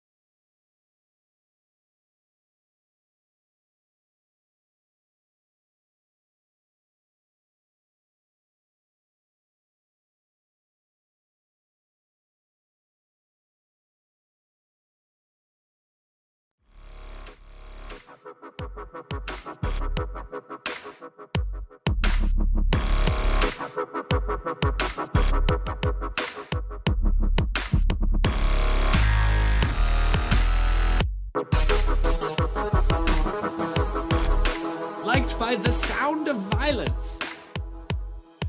So I get contacted out of the blue kind of by some PR guy about, do I want to talk to somebody at the Abu Dhabi government about how they have gone about making sure the UFC can come there to Yaz Island, do the Fight Island stuff, the testing, all the stuff that has gone into doing this. And I'm like, yeah, okay. Not exactly a story I was seeking out, but if you get somebody from the government who can comment on the record about it, like I definitely have some questions about how all that's working, and yeah, we could do something there. And he's stringing me along for like a couple of weeks about doing this interview. You know, obviously people with the Abu Dhabi government, Jad, they're very busy, don't have all day to sit around and yak with sports writers on the phone. Finally, you know, he gets a date where like, okay, we can do it. I think it was supposed to be today, in fact, Monday for me anyway. And then he, you know, I go, okay, we agreed at the time, all that stuff. And then I get an email from him. He's like, yeah, it turns out he's too busy. He won't be able to do it. But sorry, thanks for your interest. Like, no, let's try to reschedule some other time, making me think maybe these people finally read like my Twitter or something and realized that maybe I was going to ask the Abu Dhabi government representative some questions that he might rather not answer.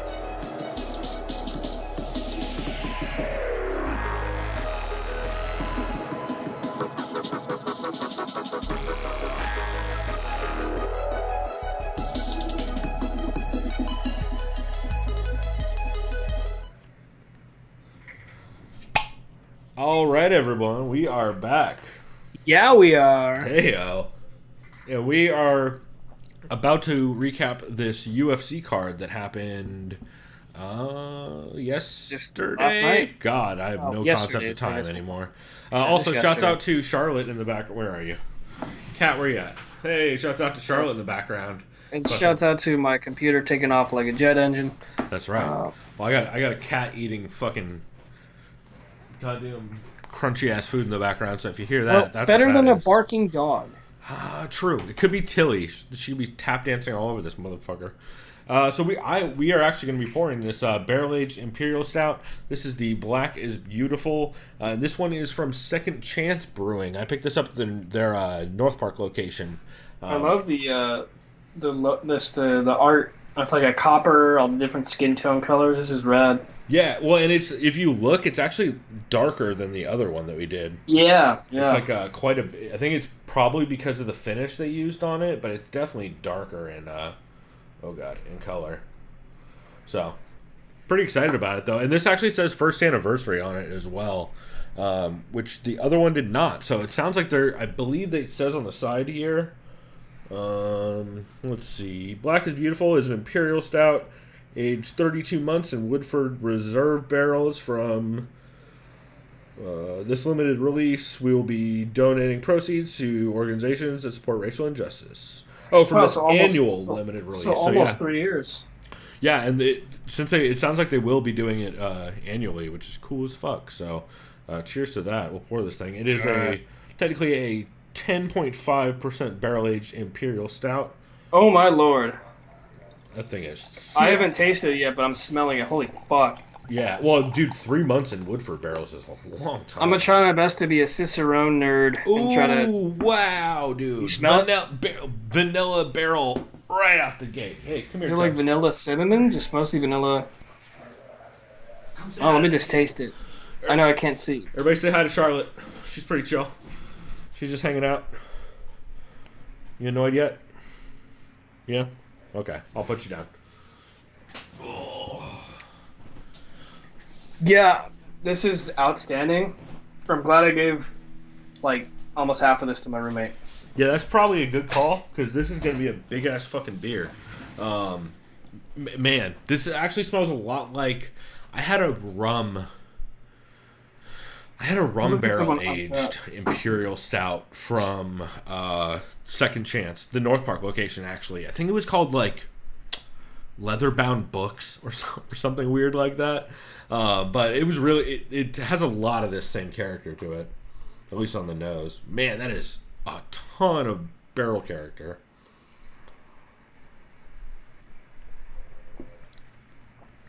Oh, good googly moogly. Okay, wow. That is not what I was expected from this.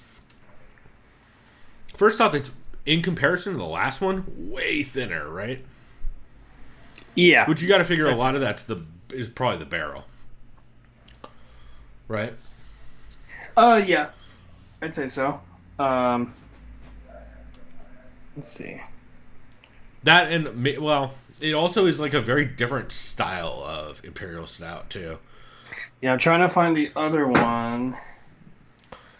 I'm trying to figure out that flavor on the back end. I'm not sure. It might be anise.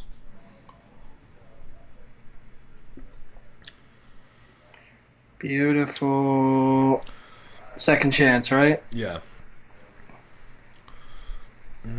Man, there's a lot going on. I don't think this one's on here yet. What's up? I don't think this one's on Untapped yet. I would not be surprised. I think this one was released. I don't know if there's a date on this thing. But I think it came out like literally in the last like 2 or 3 days. Oh, okay. So that wouldn't surprise me if it's not up yet. But yeah, man, it's a good beer. I think out of the two, well, I mean, they're two very different beers. Like for a barrel-aged stout, this is really drinkable, but it's really barrel-aged.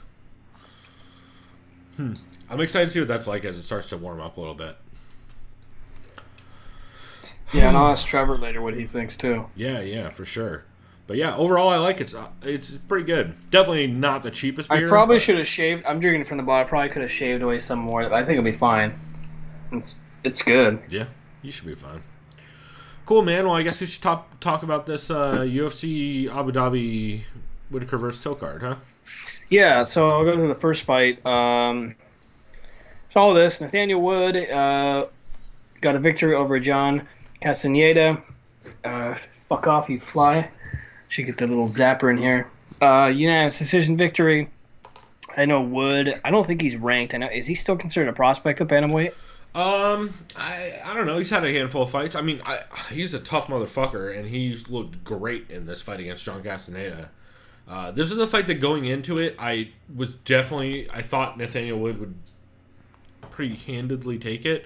But Castaneda proved to be a tough motherfucker and gritty as shit. He ate some hard, clean shots in this fight and just kind of kept walking forward. And yeah, just a gritty-ass performance from Castaneda and a real clean, decisive striking win for Nathaniel Wood. Yeah, agreed. Good performance. Jab looked fucking great. Yeah. It's kind of right down the middle each time. It's quick. We're kind of just center off, or circle back, I should say. Dude, this fight, fuck. Dude, it's just like, yeah. Dude, I've been seeing some of the biggest flies I've ever seen in my fucking I might have life to out actually here go in get the East fucking zapper at this point, but I think I'll just hilarious. deal with it. Next fight we had was a men's welterweight bout between Ramazan Emaev and Nicholas Stolze. Was this the one where the dude kept getting out of all those crazy submission attempts? He kept escaping? I believe. No, never mind. No. That was the Grundy fight. That's Right. later. Okay. Yeah, when Grundy almost died from a fucking from a goddamn it was a Darce, right? No, the other no guy. Japanese necktie. Grundy had the submissions on homeboy. Or sorry, yeah, Evloev almost died from a Japanese Yeah. necktie. Yeah. Yeah, and he like kicked out. That was It crazy. was fucking wild. And then he also had this one escape where it looks like his knee bent in half, so I was concerned about that. But we'll get to that. Yeah. Ramazan Emaev, I don't know if I remember, he fought this German dude, Niklas Stolze. Yeah. I'm bad with German language. was a the good- Deutsch. It was a much needed win. That Stoltz is a tough fucking out. Or however you pronounce his name, Stolze, I think, something like that. I forget. Probably should have written it down.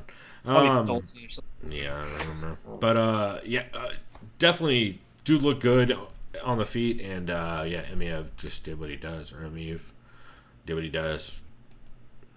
It was good. Yeah, good win. I mean, I'm not the highest on Emaev. I don't know that I never necessarily ever have been, but definitely a solid win over a dude who looked good. So Yeah, shouts out to him. This next speaking fight of was solid between, wins, dude, I wish we previewed this fight because I had every So, read 100% on. two fighters. One on the winner, unlikable because she was the one chick who fake touched gloves at the start of a fight, kicked her opponent, and then got dropped immediately because Really? karma. Which That one was- did you remember- was that the do you remember Shah that fight? No, No. but Kianzad basically that was on like Tough? this. They're like, No, it was. I have to look it up. I remember it was like, "Fighter, you ready? You ready? Go." Are you sure it's Penny like, Kianzad and not like random Marcos or some shit? I think it was Kianzad, dude, because I think Kianzad goes like this, kicks forward like that at her opponent, kicks her really hard, and her opponent just goes bam and just drops her. Well, I hope I'm was wrong. it the Avila fight? Let me see. Might have been the Julia Avila fight. I don't think it was the Jessica Rose Clark fight. I think it's the Avila or the Chasson, but I think it's Avila. I think it's Avila. Yeah, I don't really remember. I like Penny Kianzad quite a bit. I thought she looked great on Tough, especially since a lot of the people she was fighting were way bigger than her, since she's not the biggest 35er to start with. And yeah, if you go back and watch the tape study on this shit, you can see that left hook for Kianzad was going to be money all motherfucking night. That was so I did do some tape study since we in the beginning of the week, since I didn't know when we were going to record. And I'm wrong. I apologize, Penny Kianzad. This is not you who did that. I am so sorry. Who Never was it? mind. Do you remember? Yeah, this makes way more sense because Penny Kianzad actually knows how to fight. This chick doesn't. This is Nadia Kassem. She's from Australia. Yeah, okay, yeah.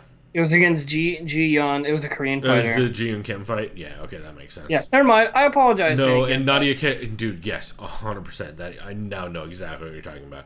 Yeah, no, I like Penny Kianzad. She looked good on Tough. I mean, the fight with her and Macy Chasson, for Macy Chasson to get that win was real impressive. Because Penny, going into that fight, I thought that was going to be super competitive, and Macy was just able to kind of dominate her with her size. But yeah, if you go back and watch that Jessica Rose Clark fight especially, you could see that left hook was landing all the time, and Betch is good at marching forward and throwing sweeping hooks, and that was always going to be a fucking problem against that left hook. Especially since Penny was catching a lot of the shit she caught Jessica Rose Clark with was essentially as Clark was walking in, she'd catch her with check hooks, and you knew it was going to land. Plus, the jab and the straight of Penny. Again, with Betch always throwing like telegraph sweeping hooks, I just figured as long as she could keep the range and stay out of the clinch, she'd be fine, which she did. Speaking of telegraphed shots, we'll talk about the end of that one round, or what she thought was the end of the round, which is hilarious. That was the most Betch Correia shit. Yeah, let's say that first. So, everybody, if you've been watching MMA or if you've been fighting in the UFC of all fucking promotions, when you hear the blocks... for a title one time. Right? Yeah, it still blows my mind. She got title shot, but in hindsight, women's division then was not as good as it is now. Well, she got KO'd by Ronda Rousey, so let that... That's what that speak tells for itself, yeah. But yeah, when you hear the blocks, I think they're wooden blocks, like clap, clap, clap, clappers, means 10 seconds. She was like this, all right, good fight. Boom, boom, boom, boom. I was like, whoa. Anyways, what I was saying is, what I was hoping shots, before you get to that, I was hoping the Penny Kianzad at the end of the second round was going to do that to her and then throw hands at her. Like if you hear the clappers at the end of the second round, bomb. You go you pretend like you're going to shake Betch's hand and then fuck her up again. It's like, well, now we both did it to you. You did it to you and I did it to you. So I remember Dana White, he always kind of posts like, this fight is up next, and he kind of tries to hype it. And it showed Betch Correia like in the back with her coaches. Her stance, I'm not going to stand up, but her stance is so fucking awkward and wide. And her hands like literally like this, like what? And she's just going like this awkward overhand motion, but with her stance so low that you're not even using your hips. She's just like going like that. Yeah. Well, and then you see her coach go like this. It's just hilarious. Like, no, I swear to God, I have to send it to you. He's just like this, and then someone commented, well, his coach knows they're fucked. Yeah, yep. That is hilarious. I gotta send it. I'm gonna find it right now. God. Betch Correia, man, she's like the opposite of Shakira. Her hips do nothing but lying. Yeah. Dude, what? I don't... It's an indictment on the bantamweight division that she was ranked. That is fucking... embarrassing for all y'all. I'm glad to see Penny not only get a fight against a big name opponent, but show the fuck up in it. She looked great. And yeah, man, I really wish that this is one fight that I am pretty proud of my reads on it. I mean, it was pretty easy, to be fair. If you go back and look, you watch the speed of the left hand. The left hooks that she was landing on Jessica Rose Clark, and then you watch Betch Correia just march forward with her chin up, throwing sweeping shit, and you're like, okay, well, this is going to end badly in every single exchange that Betch isn't on the inside of. So Yeah. So so that fight it was a fun ass fight though. Don't get me wrong. And Betch did almost kill her with a left hand in the third round. It was fucking brutal. So while you look at that, I'll talk about. Just check it out, please. It's pretty great. Right now. Okay. Tanner Boser, an impressive left hook that sent Rafael Pessoa to the canvas. And oh my god, you weren't kidding! You think I'm not kidding? I'll even show it to the camera. Watch the coach in the background. He's like, what the fuck? And he goes and leans against the wall. Holy shit. That is super funny. Oh, man. Also, shout out to the UFC PR team, or sorry, not PR team, the UFC intern who's going to flag this video for me showing 2 seconds of a Dana White Instagram clip. But yeah, good shit. Tanner Boser, impressive win over Rafael Pessoa. Dude, my whole read on this going into it was Rafael Pessoa via KO because he's big. And, like, I feel like if this fight happened 10 times, that probably still happens like 3. But Tanner Boser looked good. Yeah, he looked really solid. Yeah, I wonder how he's going to look against dudes who can wrestle, though, because I don't think it's going to be good. Like, Curtis Blades is, like, bad matchups for him. Guys like that. So, like, I think he'll do well as long as he's fighting strikers that are slow. You know? I don't know how he's going to hold up when, like, real, like, a Derek Lewis fight, I feel like would be fucked up for that dude. Although, I kind of want to see it now that I think about it. Yeah, well, it's heavyweight division, so... Yeah. What was that? This fight, so here's the fight where Movsar Evelev, wow, this dude's literally Houdini. If I'm Mike Grundy, I'm just very frustrated. Yeah. Because he had him dead to rights in some of those submissions. He had that Darce tight. It was it was somewhere between like a Darce, because he kept like switching it back and forth between a Darce and an Anaconda? Because I know those two are similar. It's like because you can hit the Japanese neck. From my understanding, which I have very fucking limited jiu-jitsu knowledge compared to everyone on the planet. Well, that's not true, but from my understanding, it's a lot of the same setup, except it's more of like a. It's rather than going all the way to the bicep, you're going more palm to palm and leaning into it. There's actually a video if you look up Joe Rogan teaching TJ Dillashaw choke. That's Japanese necktie. So real quick, let me know if you can or cannot hear my roommate and his girlfriend in the other room watching Harry Potter. I cannot, but shouts out to white people though. Yeah. Harry Potter. To be fair, fucking. Oh, also, are they also just like hanging trans people in the other room also, or is that they're just like not interested in that part of J.K. Rowling's? No, because they're not TERFs. They actually respect everybody. No, I know. Fucking J.K. Rowling is the worst. That old white bitch is the worst.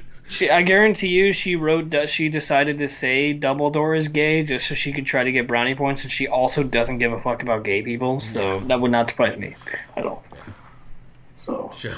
Never mind. Just I was going to make a fucking really bad joke, but I'm glad I didn't. It wasn't even going to rhyme. It was just going to be insulting. It was not good. You could tell me later. Yeah. But we're not. Man, I almost did it again. I'm not. Let's move on before I accidentally say I know, you Fagledore kind of have to do it now, because now you're doubling down. Okay, I've said it, but I'm glad we're moving on. Tom Aspinelli took on Jake Collier, who I got real confused at the start of this fight. So this is about where I stopped watching. I think I actually did tape study up through the up until about the main card is where I stopped doing tape study. But I didn't do the math. I was like, oh, Jake Collier's fighting. I haven't heard that name in a while. Didn't think about the fact that, until I saw him in the ring, it was like, oh, Jake Collier, the middleweight, is fighting at heavyweight now. Okay. That's interesting. And it went about how I would have thought that went if I had have figured it out ahead of time. Jake Collier looked kind of lost in there. To be fair, Tom Aspinall looked really good. So it could just be like... Also, when's Jake's last fight? It was a long time ago, right? His last fight before this was 2017. Yeah, so it's almost 3 years. So, I mean, that's tough. Especially like coming in flying all the way to Abu Dhabi to then fight a dude who is 8-2 and coming off a win back in September in Cage Warriors. A couple wins actually in Cage Warriors against good competition and stuff too. So yeah, tough out for Jake Collier, and I'll be interested to see what that means for him going forward, because heavyweight does not seem sustainable as a career path for him, or at least based on this performance. So. Yeah, I mean, I will agree with you there. This next one, I remember I saw some of this. I remember because I was working, so I kind of occasionally look up at the TV. But yeah, I did see Jesse Ronson get that rear naked choke on Nicholas Dalby. Yeah, after smashing him. Yeah. Man, super impressive performance. People were high on Jesse Ronson, and I get why. I just wasn't necessarily prior to this. A lot of it's just, like, I don't know. His PFL run was weird. And, like, I thought this matchup was going to look a lot like the Nathan Schultz fight. But, man, Dalby definitely, like, looked all right early, but was real clippable, and then just got blasted, and that choke was deep as fuck. Yeah. So it was, just great win. Yeah, and I'm excited to see what Jesse Ronson's doing going forward. That was an impressive ass performance against a Nicholas Dalby who's been looking real good lately. So, this next fight, dude, what a fucking roller to coaster it. of emotions this fight was, huh? First off, I'd like to say we stay standing Dan Hardy out here. Fucking.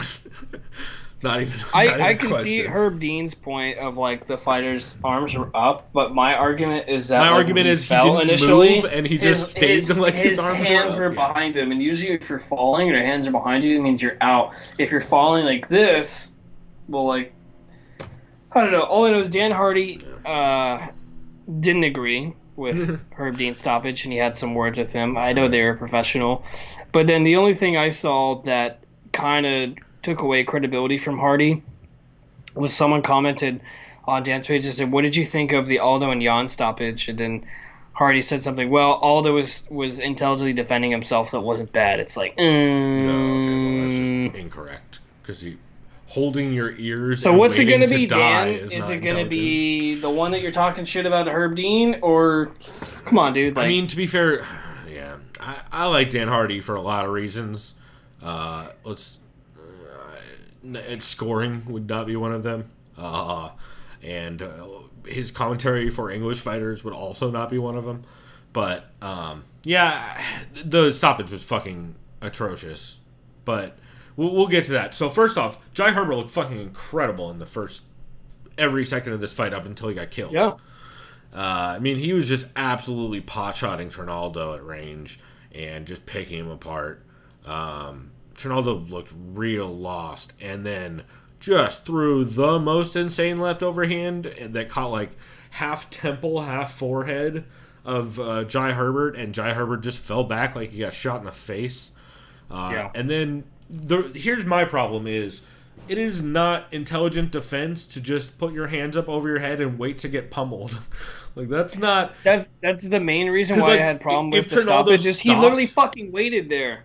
Well, for like 2 seconds. The dude, it would have at least tried to, like, put feet on the hips, or at least like try to get a guard or something. He just sat there with his hands up while Trinaldo's like, "Do you want me to hit him, ref?" And Herb Dean's like, "Yeah, I do."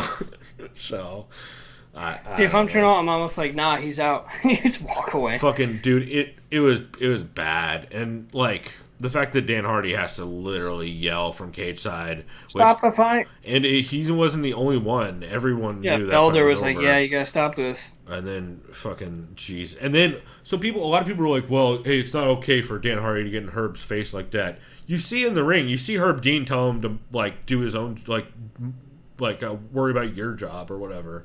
Like, you see him say, like, look directly at Dan Hardy outside of the ring and say something to him directly after that stoppage. You see, like, in the rings, Herb started that exchange after the fight.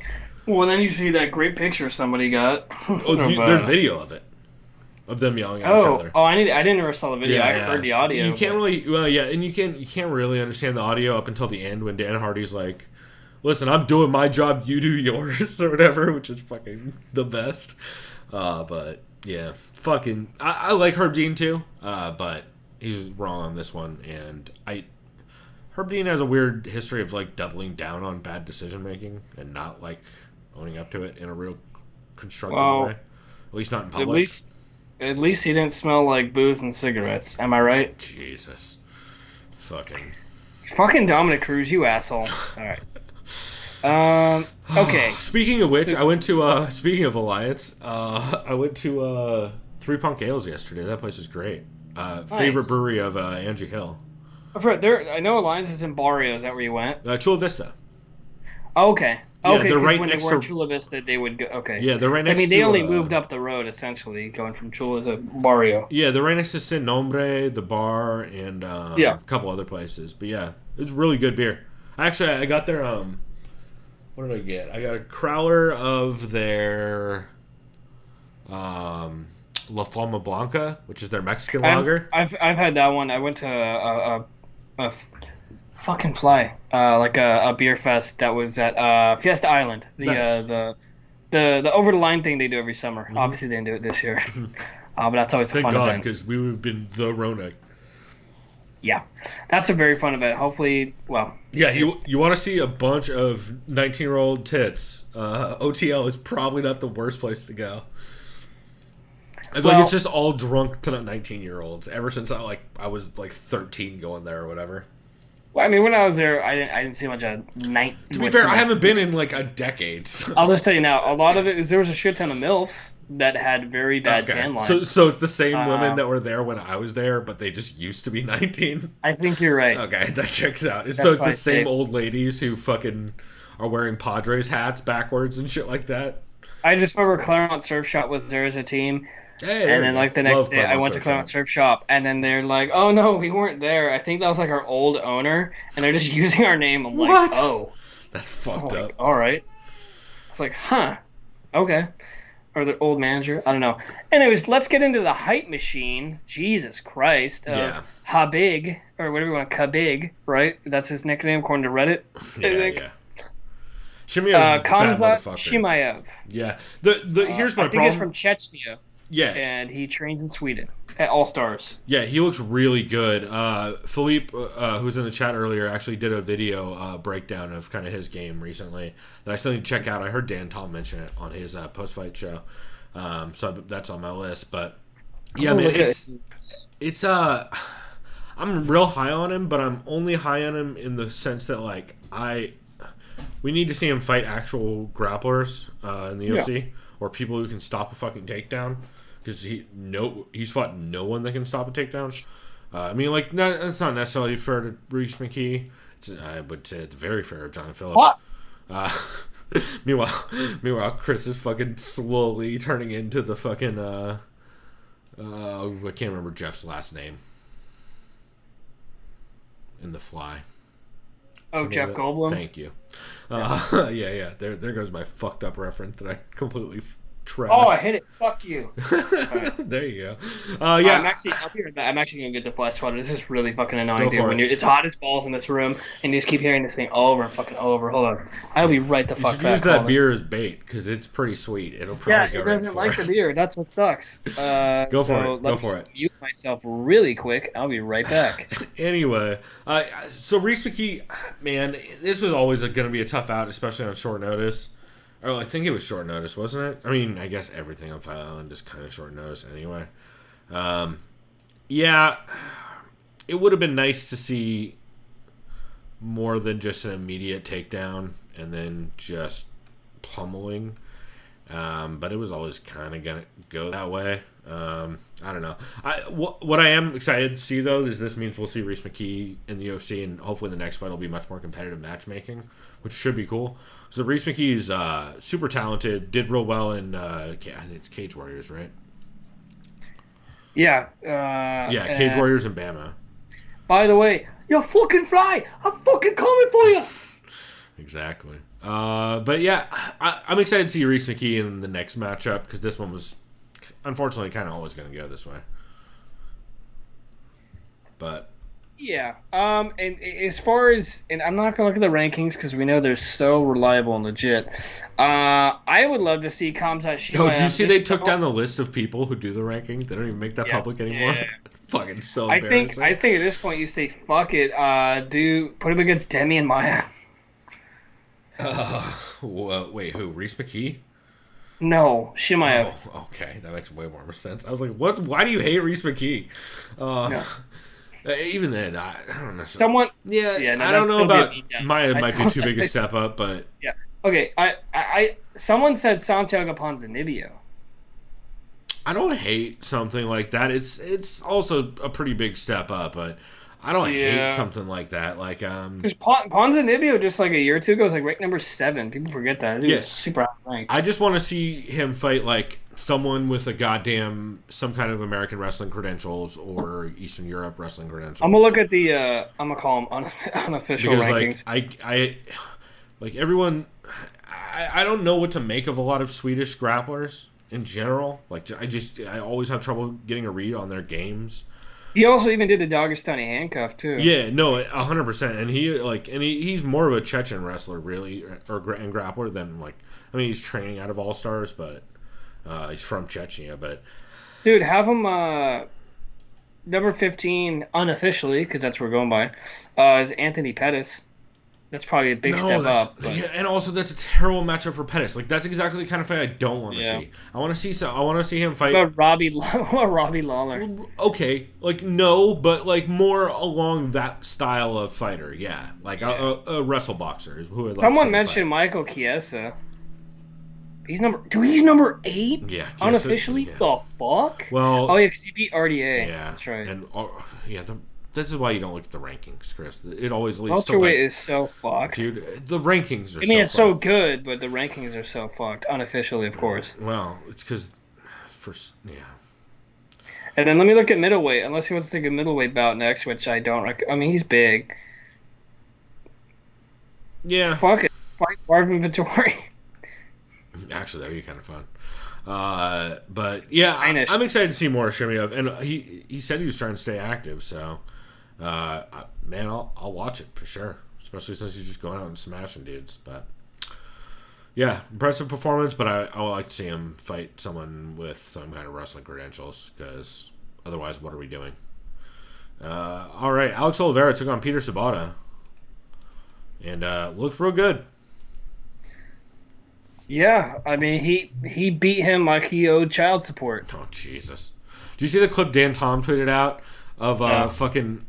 I forget dude's name, the Brazilian dude who's the translator for everybody.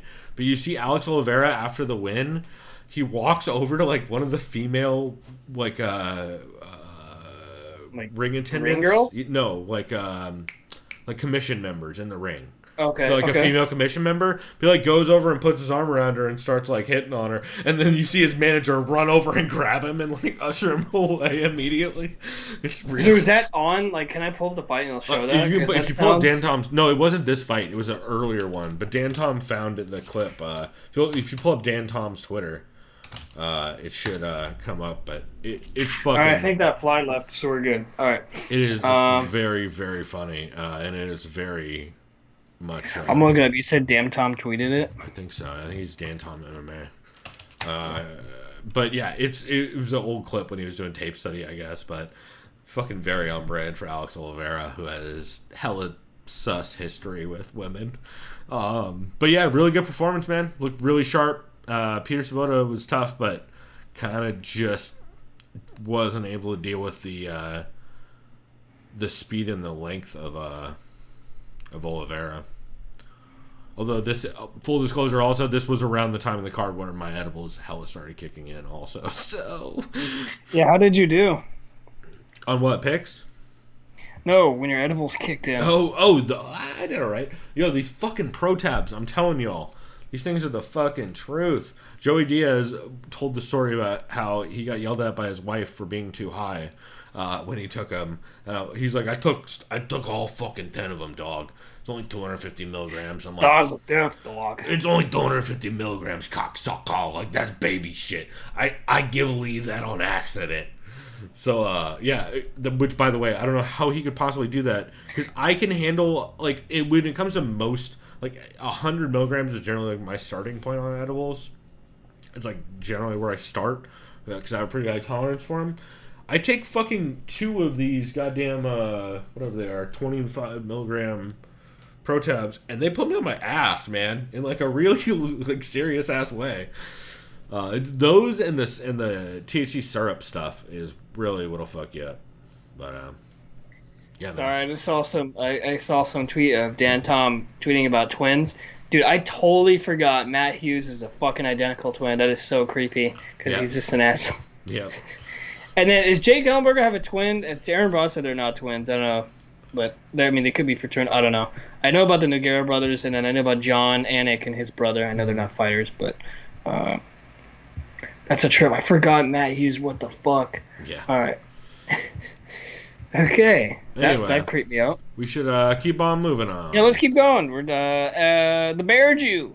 We get another badass triangle choke against Gadzi Murad and Tigulov. Found the clip, which I'm gonna send to you. All right, sweet. Because it's really funny. Anyway, keep going. Yeah, Paul Craig got the impressive triangle choke. It was pretty much Antigulov. We expect him to get the nasty takedowns. He did. But Paul Craig lately, look at his MMA record. I know for a second he was kind of losing near the end of his fights, but this dude's been pulling some submissions. Oh, he drawed against Shogun. That's right. All right, I just dropped the link in chat, and I also dropped it to you, Chris. Do you want to take a look at that? And yeah, why don't you give me a breakdown of this 13-second clip? Yeah, let's see what we got here. Chat. Because it's real good. You can go YouTube chat or in Skype, either way. Okay, I'll do Skype. Hold on. Oh, you're saying you want me to just... Or no, I'll just... Do you want me to just talk to you what I see? No, pull the clip up and... Yeah, talk. I have it. Tell me what you're saying. Okay. Oh, it's loud as fuck. Make sure it's talking. You don't need audio. Okay. Okay, he's like, hey, what's up, baby? He's like, oh, no, it's good. I just want to say what's up. No. My client here, he needs to back away. It's real bad, right? Where you're like, you can see his manager immediately go like, oh, no. Go and grab him. Fucking, yeah. Maybe don't hit on commission members. Dude, the way he just puts on his hat, he's like, what's up, baby? Yeah. And then he does the double arm grab, and then like the armor. It's not a good look, dude. Especially since he has 14 kids. She's like, what? Yeah, it's fucking crazy. Anyway, so the Bear Jew. I'm watching it again. This is one of the funniest things I've ever seen. It's ridiculous, right? It's genuinely ridiculous. If you guys look at our YouTube chat, I dropped the link for it there. Or if you look on Dan Tom's Twitter, I saw him post that, and I was like, that is fucking beautiful for so many reasons. Oh my god. Wow, the comments. I'm not gonna repeat them. I wouldn't touch him. I would say, porra carajo. Yeah, I did see that one. Anyway, Paul the Bear Jew Craig took on Gadzmarad Intigulov, and as I've seen many people make the joke this week, I am also not anti-Gulov. I'm pretty pro-Gulov. Fucking Gabe Killian and I think Dan Tom might have been the other one. I forget who it was. Anyway, I saw a couple people make that joke, and I was like, that's dumb but funny. Yeah, I don't know. Going into this, I did not think Paul Craig was going to get a sub, and I thought it was crazy. He was a favorite. Yeah, and then Paul Craig immediately got a triangle, and fucking that was a wrap. So, checks out. I mean, if Paul Craig was going to win, it was going to be by triangle, right? I agree. And good win. Nope, if you're going to win, you're going to use your best weapons. So yeah, he found a path to victory. I will never fault anyone for doing what they're the best at. So good win for Paul Craig for sure. And see what happens next in that very stacked division. Clearly, all right. In this fight, it's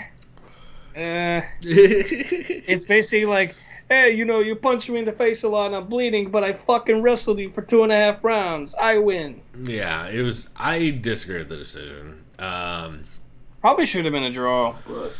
Yeah, the second round is really, really close in retrospect. The first round's not close at all. Sean Sheehan actually had a tweet on the broadcast, which was 100% accurate. Shocking, Sean Sheehan being accurate when it comes to judging. Although I do disagree with him sometimes. But he was 100% right that the elbow that landed was the biggest strike in that first round for Marina Rodriguez, and it was the biggest strike in the round overall. I would say the cut isn't necessarily what... If it was just a cut and it wasn't all the swelling and damage, I don't know that I would have given it the same credence. But the cut, the like giant massive swelling and hematoma along with the cut, plus the giant shots that she landed at the end of the round when Carla went for that straight ankle lock, I feel like absolutely seals the first round for Marina Rodriguez.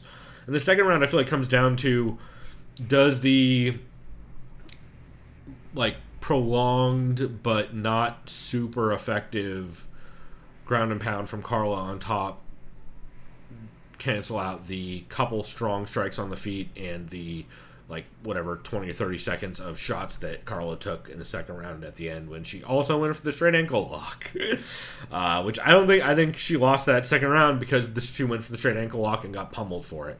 And I think those are the biggest shots of the round. So that's how I saw it. Chris, I think you said the same thing, right? That second round is real close. Like, you could really call it either way. I get... But, like... And Carla definitely won the third round, I think. That's pretty definitive. But whatever judge gave this fucking fight 30-27 to Carla should probably not work events. I don't know who it was. Or they at least need to, like... for real answer for why the fuck they think that Carl won that first round.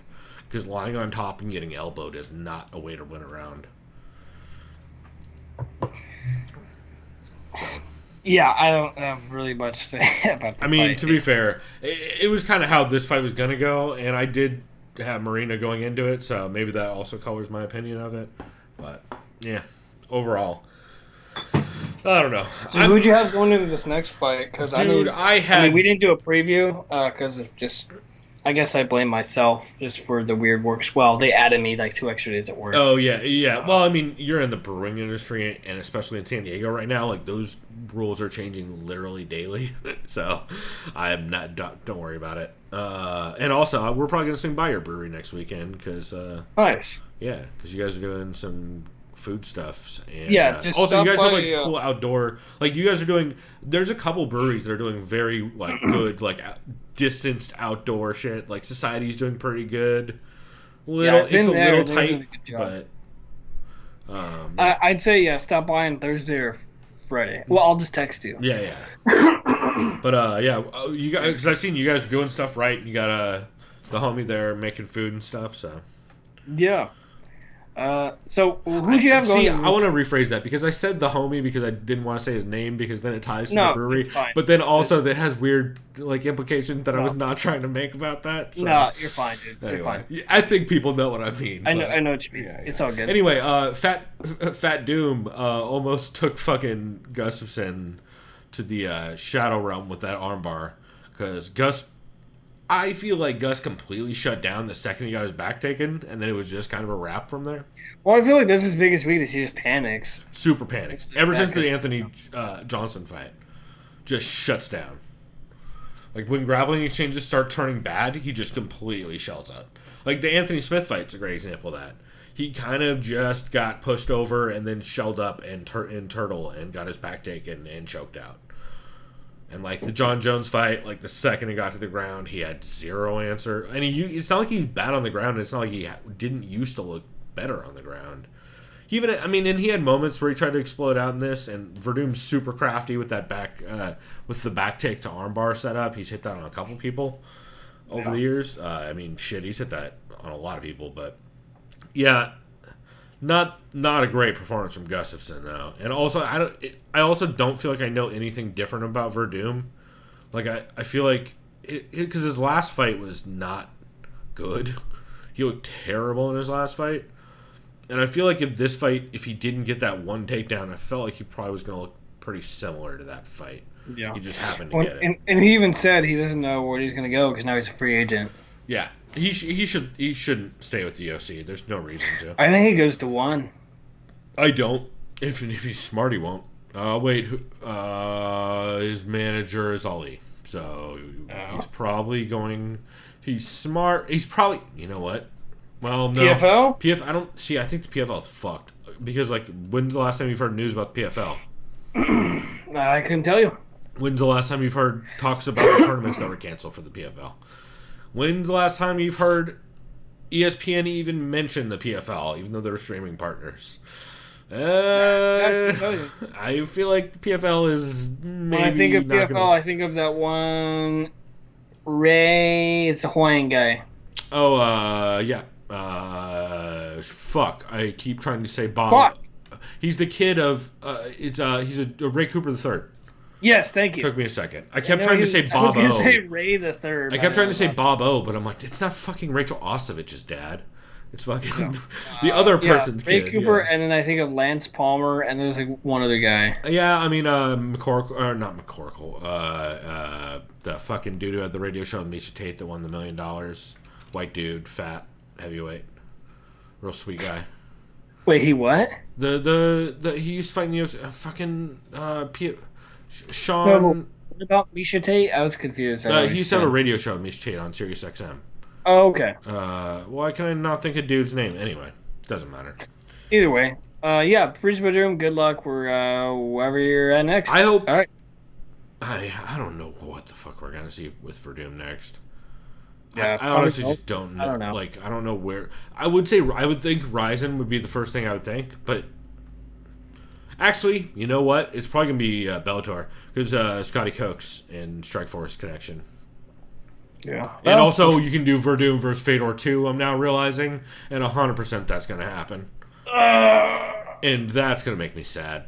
Thinking about fights that make you sad. Dude, man, it's going to be so sad when we have to see Fabricio Verdum knock out a tired Fedor from I was going to say, thinking of fights that should make you sad, how about this one, the co-main? Oh, yeah. Speaking of... Actually, to be fair, this fight looked exactly like the previous two fights, so I don't know. It was a good fight, but then, I remember Trevor was like, dude, I feel bad. These guys are old.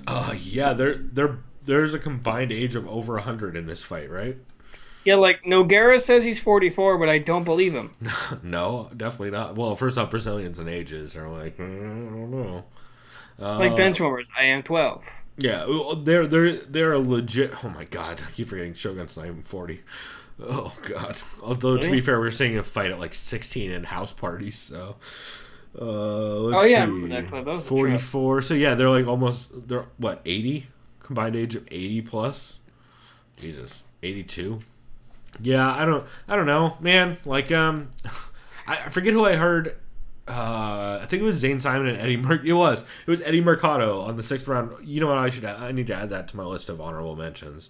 The 6th round post-fight show on Bloody Elbow with Zane Simon and Eddie Mercado. Eddie said, or Zane asked Eddie, who do you want to see Shogun fight next? And Eddie said, Lil Nog. He's like, I just want it. Why don't we just keep doing that? I don't want to see him fight anybody else. It's just gonna make me sad. It's like that or a title shot. One of the two. Shogun's 5-1-1 since 2014. Give him a title shot. It's like, oh Jesus. Yeah, I don't know. I would love if the UFC gave these dudes big paychecks and were like, hey, you guys wanna take some time off? Because it's getting hard to watch. And I'm a big, especially Shogun, man. I was always the biggest Shogun fan in the old Pride days and shit. All the wars he had, the fucking Endo fight, Jesus. But yeah, it's getting rough, man. Especially Lil Nog. I remember saying, fucking whatever it was, 2016, that I don't want to see Lil Nog fight when he was going to face Sam Alvey, and then of course Sam Alvey gets smashed by a southpaw. Or 28. Jesus, that was 2018. That feels like fucking a half decade ago. But yeah, I don't know, man. It's hard watching these dudes fight at this point. And speaking of also, wait, who'd you have that for? Which one? It was a split decision. For which fight? Hua versus Nogueira. Oh, I believe I had Hua. I believe I did too, but I did see some 29-28 Nogueira cards out there on Twitter, so I haven't gone back and rewatched that one. I don't know that I have it in me to do it without making myself sad, but yeah, I don't know. Speaking of making me sad, because I didn't want either of these guys to lose, the main event of the evening, because these guys are so goddamn likable. We had the former middleweight champion, Robert the Reaper Whittaker, as we like to call him, Bobby Knuckles, going up against Darren the Gorilla Till, even though he's no longer the Gorilla. Yeah, I'm coming for you! Yeah, I'm fucking coming for you. Because he's not the biggest guy in the division anymore, so nope. Is he just the baby gorilla? I feel like that's probably not his favorite nickname. Yeah, I don't know. He'll think of something. Either way, great win by Robert Whittaker. I had hit 3 rounds to 2. Yeah. I gave rounds 1 and 5 to Darren Till, and 2, 3, and 4 for Whittaker on my couch judge scorecard is how I call it. Yeah, I had it the same way. I feel like it was the only real close one was 4 and 5. And I admittedly, I didn't have a dog in this fight. It's who I wanted to cheer for. I know Trevor was openly cheering for Till. He's like, bro, do something. Come on, go. And yeah, I can see why he's frustrated. You know, like, because he's only seen the fights where Till kills people. He hasn't seen the fights where Till throws nothing for most of it. Well, I told Trevor, I'm like, did you see him fight Gaslam? How did that go? I was like, how did it go? I'm like, it was a boring point fight. I'm like, oh, Till has great volume for 1 1/4 rounds. And my biggest takeaway is I'll take nothing away from Whittaker. He did what he had to do. He still looks great. Yeah, and I know people are saying he's back. It's like, yeah, he got knocked the fuck out by Izzy. That's fine, but he's still a championship level fighter. He got dropped bad with an elbow in that first round. Yeah, but his recovery was great. Mm-hmm. Till, I think, still looks great. His takedown defense is pretty fucking good. Especially since he injured his leg so bad in this. Yeah, his knee got fucked. Yeah. So, okay, let's play matchmaker. I think what you do, let's not be like Ariel. So let's see. Oh, well, first off, we have to first address the obvious kind of secret in the room. Which one should get to fight Conor McGregor? What? I'm kidding. You haven't seen that guy at fucking Abu Dhabi Media Day asking everybody, are you excited to fight Conor McGregor if you get a win, or do you want the title shot? Wait, is he like a troll? No, he's just an idiot. He asked it to fucking Darren Till and to Robert Whittaker.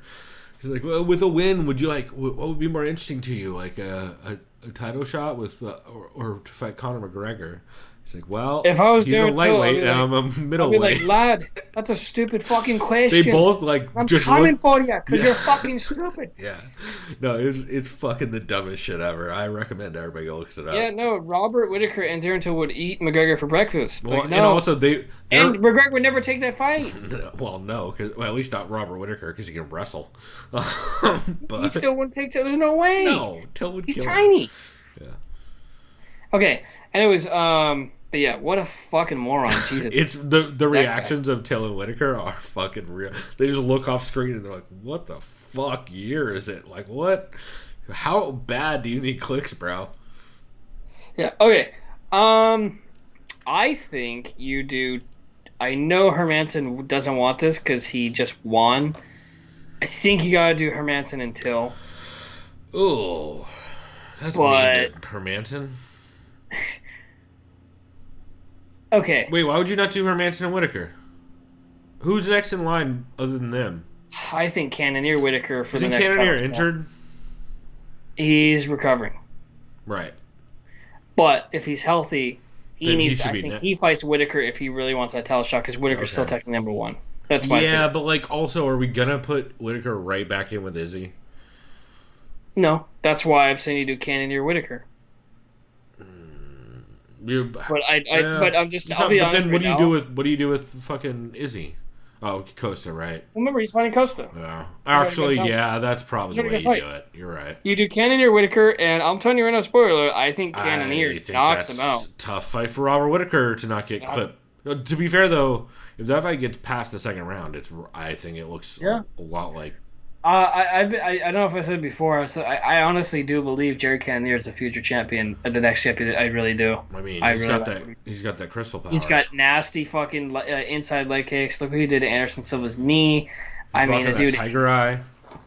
He got the quartz yeah, powers. dude. I mean, he doesn't have the power of God. He believes in the power of the earth. That's so right. I mean, a little more credibility in my opinion. But That's right.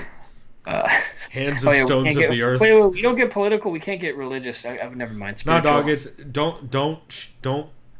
don't stone shame Jared. Hands of stone of the earth Cannonier. Or the Crystal Crusher. What do they call him? Yeah, there you go. Yeah, 100%. Thought that was Boom Kelleher.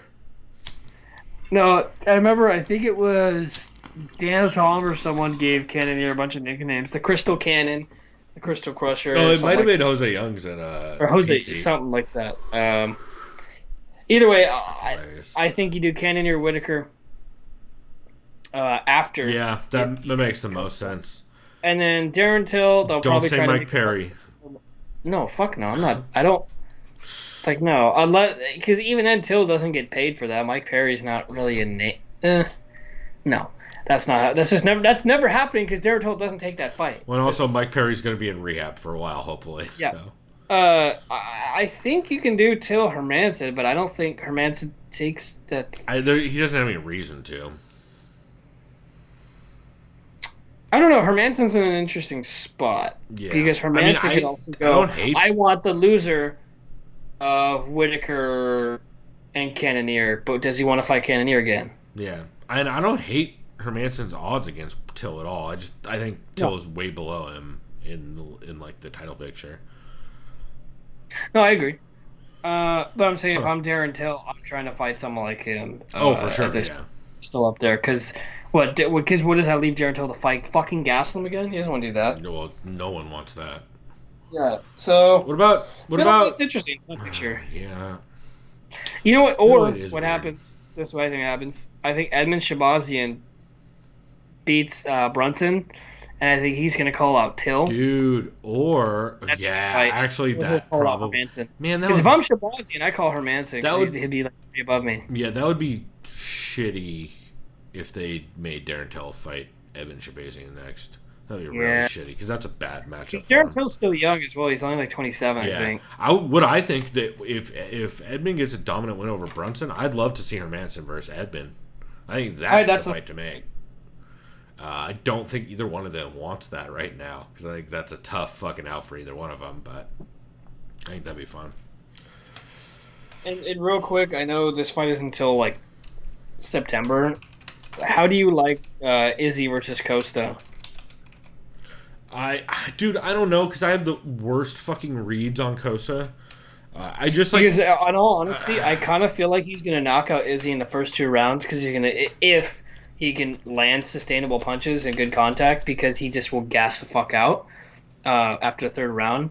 It's super possible. Like because he's not afraid to just go because he has a great chin. Well, and his body work is built for dudes like and Izzy he's got with a lot of head movement. He's got one of the best coaches in the game. Say what you will about how corny he is. Oh god, Eric he's the worst to listen to. Yeah, he's a good coach. Annoying, very fucking good. He's almost as good a coach as he is annoying. Yeah, that's fair. Pretty much, right? So, if Costa wins, whatever, that's good on him. He's just that brute, kind of just brawler, right? Yeah. Not really good form. But then again, you could really say that about Francis Ngannou, a heavyweight. Also, not good form, but just touches you and you die. Well, and also, but we haven't seen a lot of Costa grappling. But yeah, I know Romero did take him down in that one fight they had, which is still like a Dragon Ball fight. I mean, he didn't look like lost on the ground at all. Yeah, it was like a mat return, and Costa seemed like he knew what he was doing, and that's why I'm saying I really credit Eric Albarserine.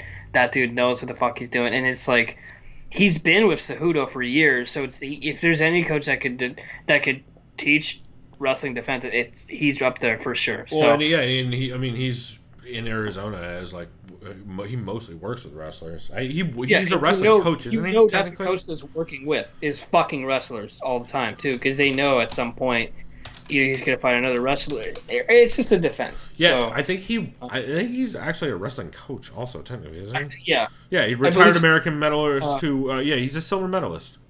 Oh my God! Then there you go. Jesus. Sorry, silver, not at the Olympics. I should clarify. Either way. Silver medalist at Pan American. Either way. Very Yeah, impressive. like no, he's a high level. He's a high level wrestler. I wish he just wasn't annoying as shit. Yeah, dude, tell me. I wish he didn't ruin Henry Cejudo, because he did, and it's real. even Go Cejudo, he's not rewatch good, that or fucking seems Joe okay. Rogan. Go rewatch that Joe Rogan podcast and tell me. Isn't he wearing a Captain America onesie? And 100%. Take it off? Yeah, It's like this. 100% is. It's like take that off. Yeah, it's fucking gross, dude. I can't stand that guy. Great coach. Can't stand any part of his. He's always like personality. this, really close camera. You know what? Cheesing Hank? everything. Yeah. Yeah, it's fucking. Yeah. Drives me nuts.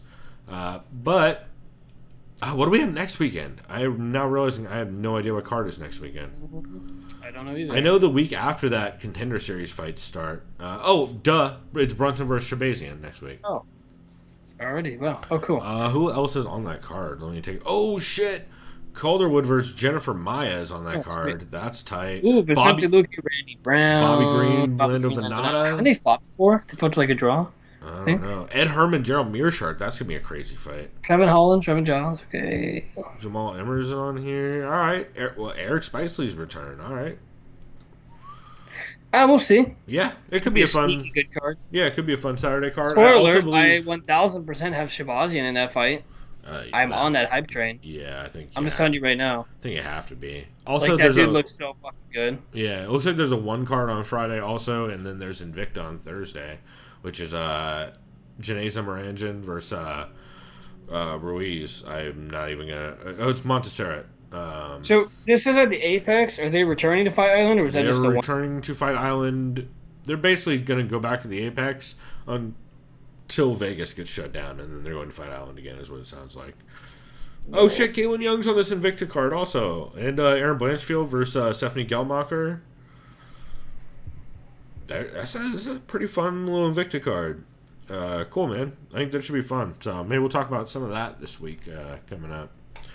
So we will wrap this here. But as always, you guys can find us, TSOV Pod on Twitter. You can send us an email, sovpod@gmail.com. Or christhesoundofviolence.com. Let's see. If you go on our YouTube channel, we do have a playlist every week where I add any podcasts I'm listening to or ones I enjoyed. So if you want to find any of the shows we talked about, there's a link on our website at thesoundofviolence.com. Or if you go on our YouTube channel, we have a playlist for episode 166 with all the recommendations that are on YouTube. I think that's about it. Chris, you have anything else you want to shout out before we get out of here? No. I mean, I'll be live streaming in probably like an hour. Oh, that's right. That's what we should do. Is shout out.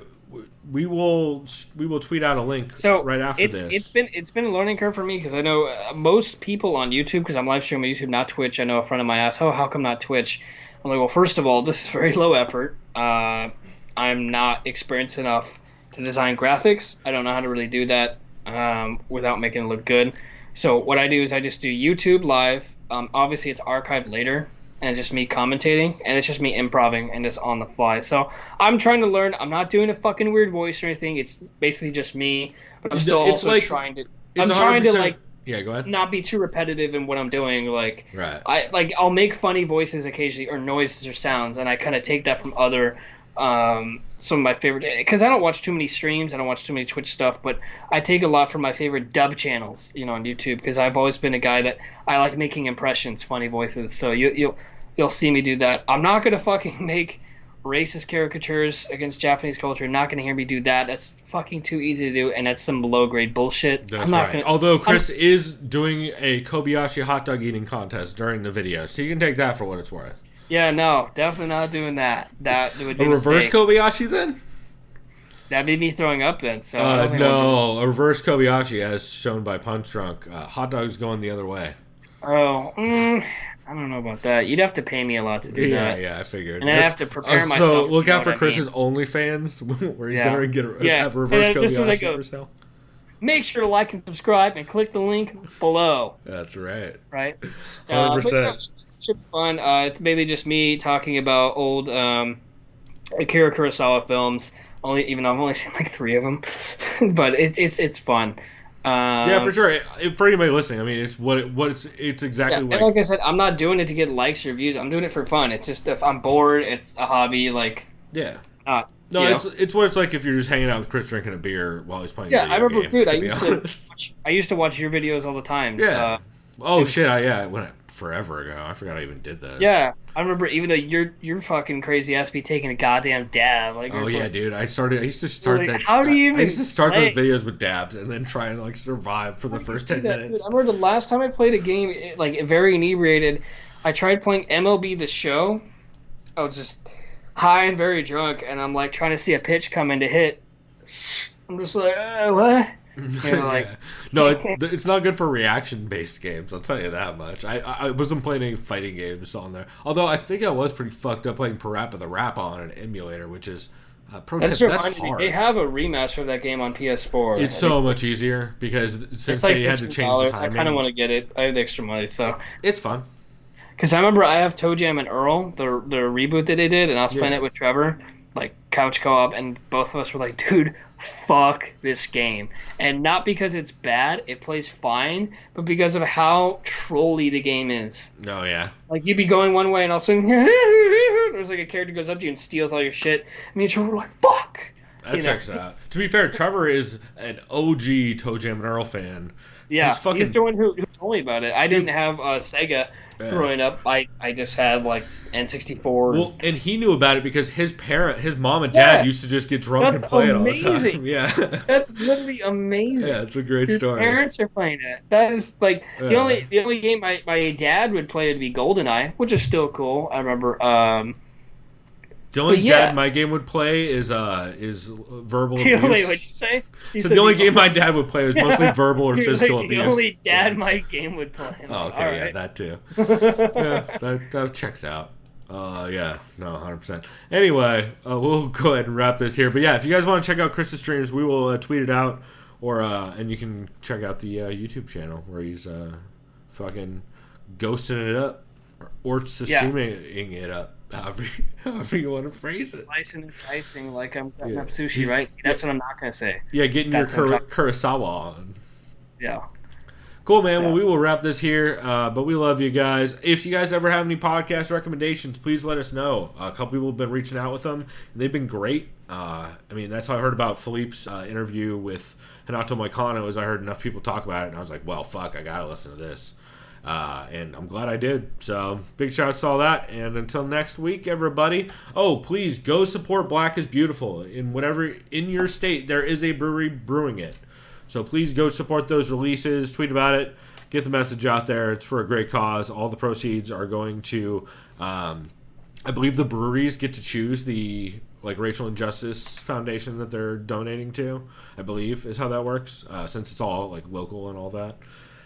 So yeah, go support it because it's a great cause and the fucking beers are great. If you're in San Diego, I like the Second Chance one, but I'm not gonna lie, you need to go get that North Park one. It's fucking crazy good. Especially if you like black licorice, which I feel like, is that rare? Am I the only one who likes black licorice? I would say that in this household. So I'm not the biggest fan of anise or anise. See, every time I say it both ways. I like it all. It just sounds like anus, but I don't know. That's why I say it both ways, because they both sound terrible. Anyway, but I'm not the biggest fan of it, but it doesn't stand out enough in this beer that it's just like a bomb. Stone used to do an IRS with anise, and it was just chewing on black licorice. It was aggressive. They're just all the stars in the brew, evidently. But anyway, we're not a brewing podcast, so we'll see y'all next week. And until then, go do something decadent. We out. Bye.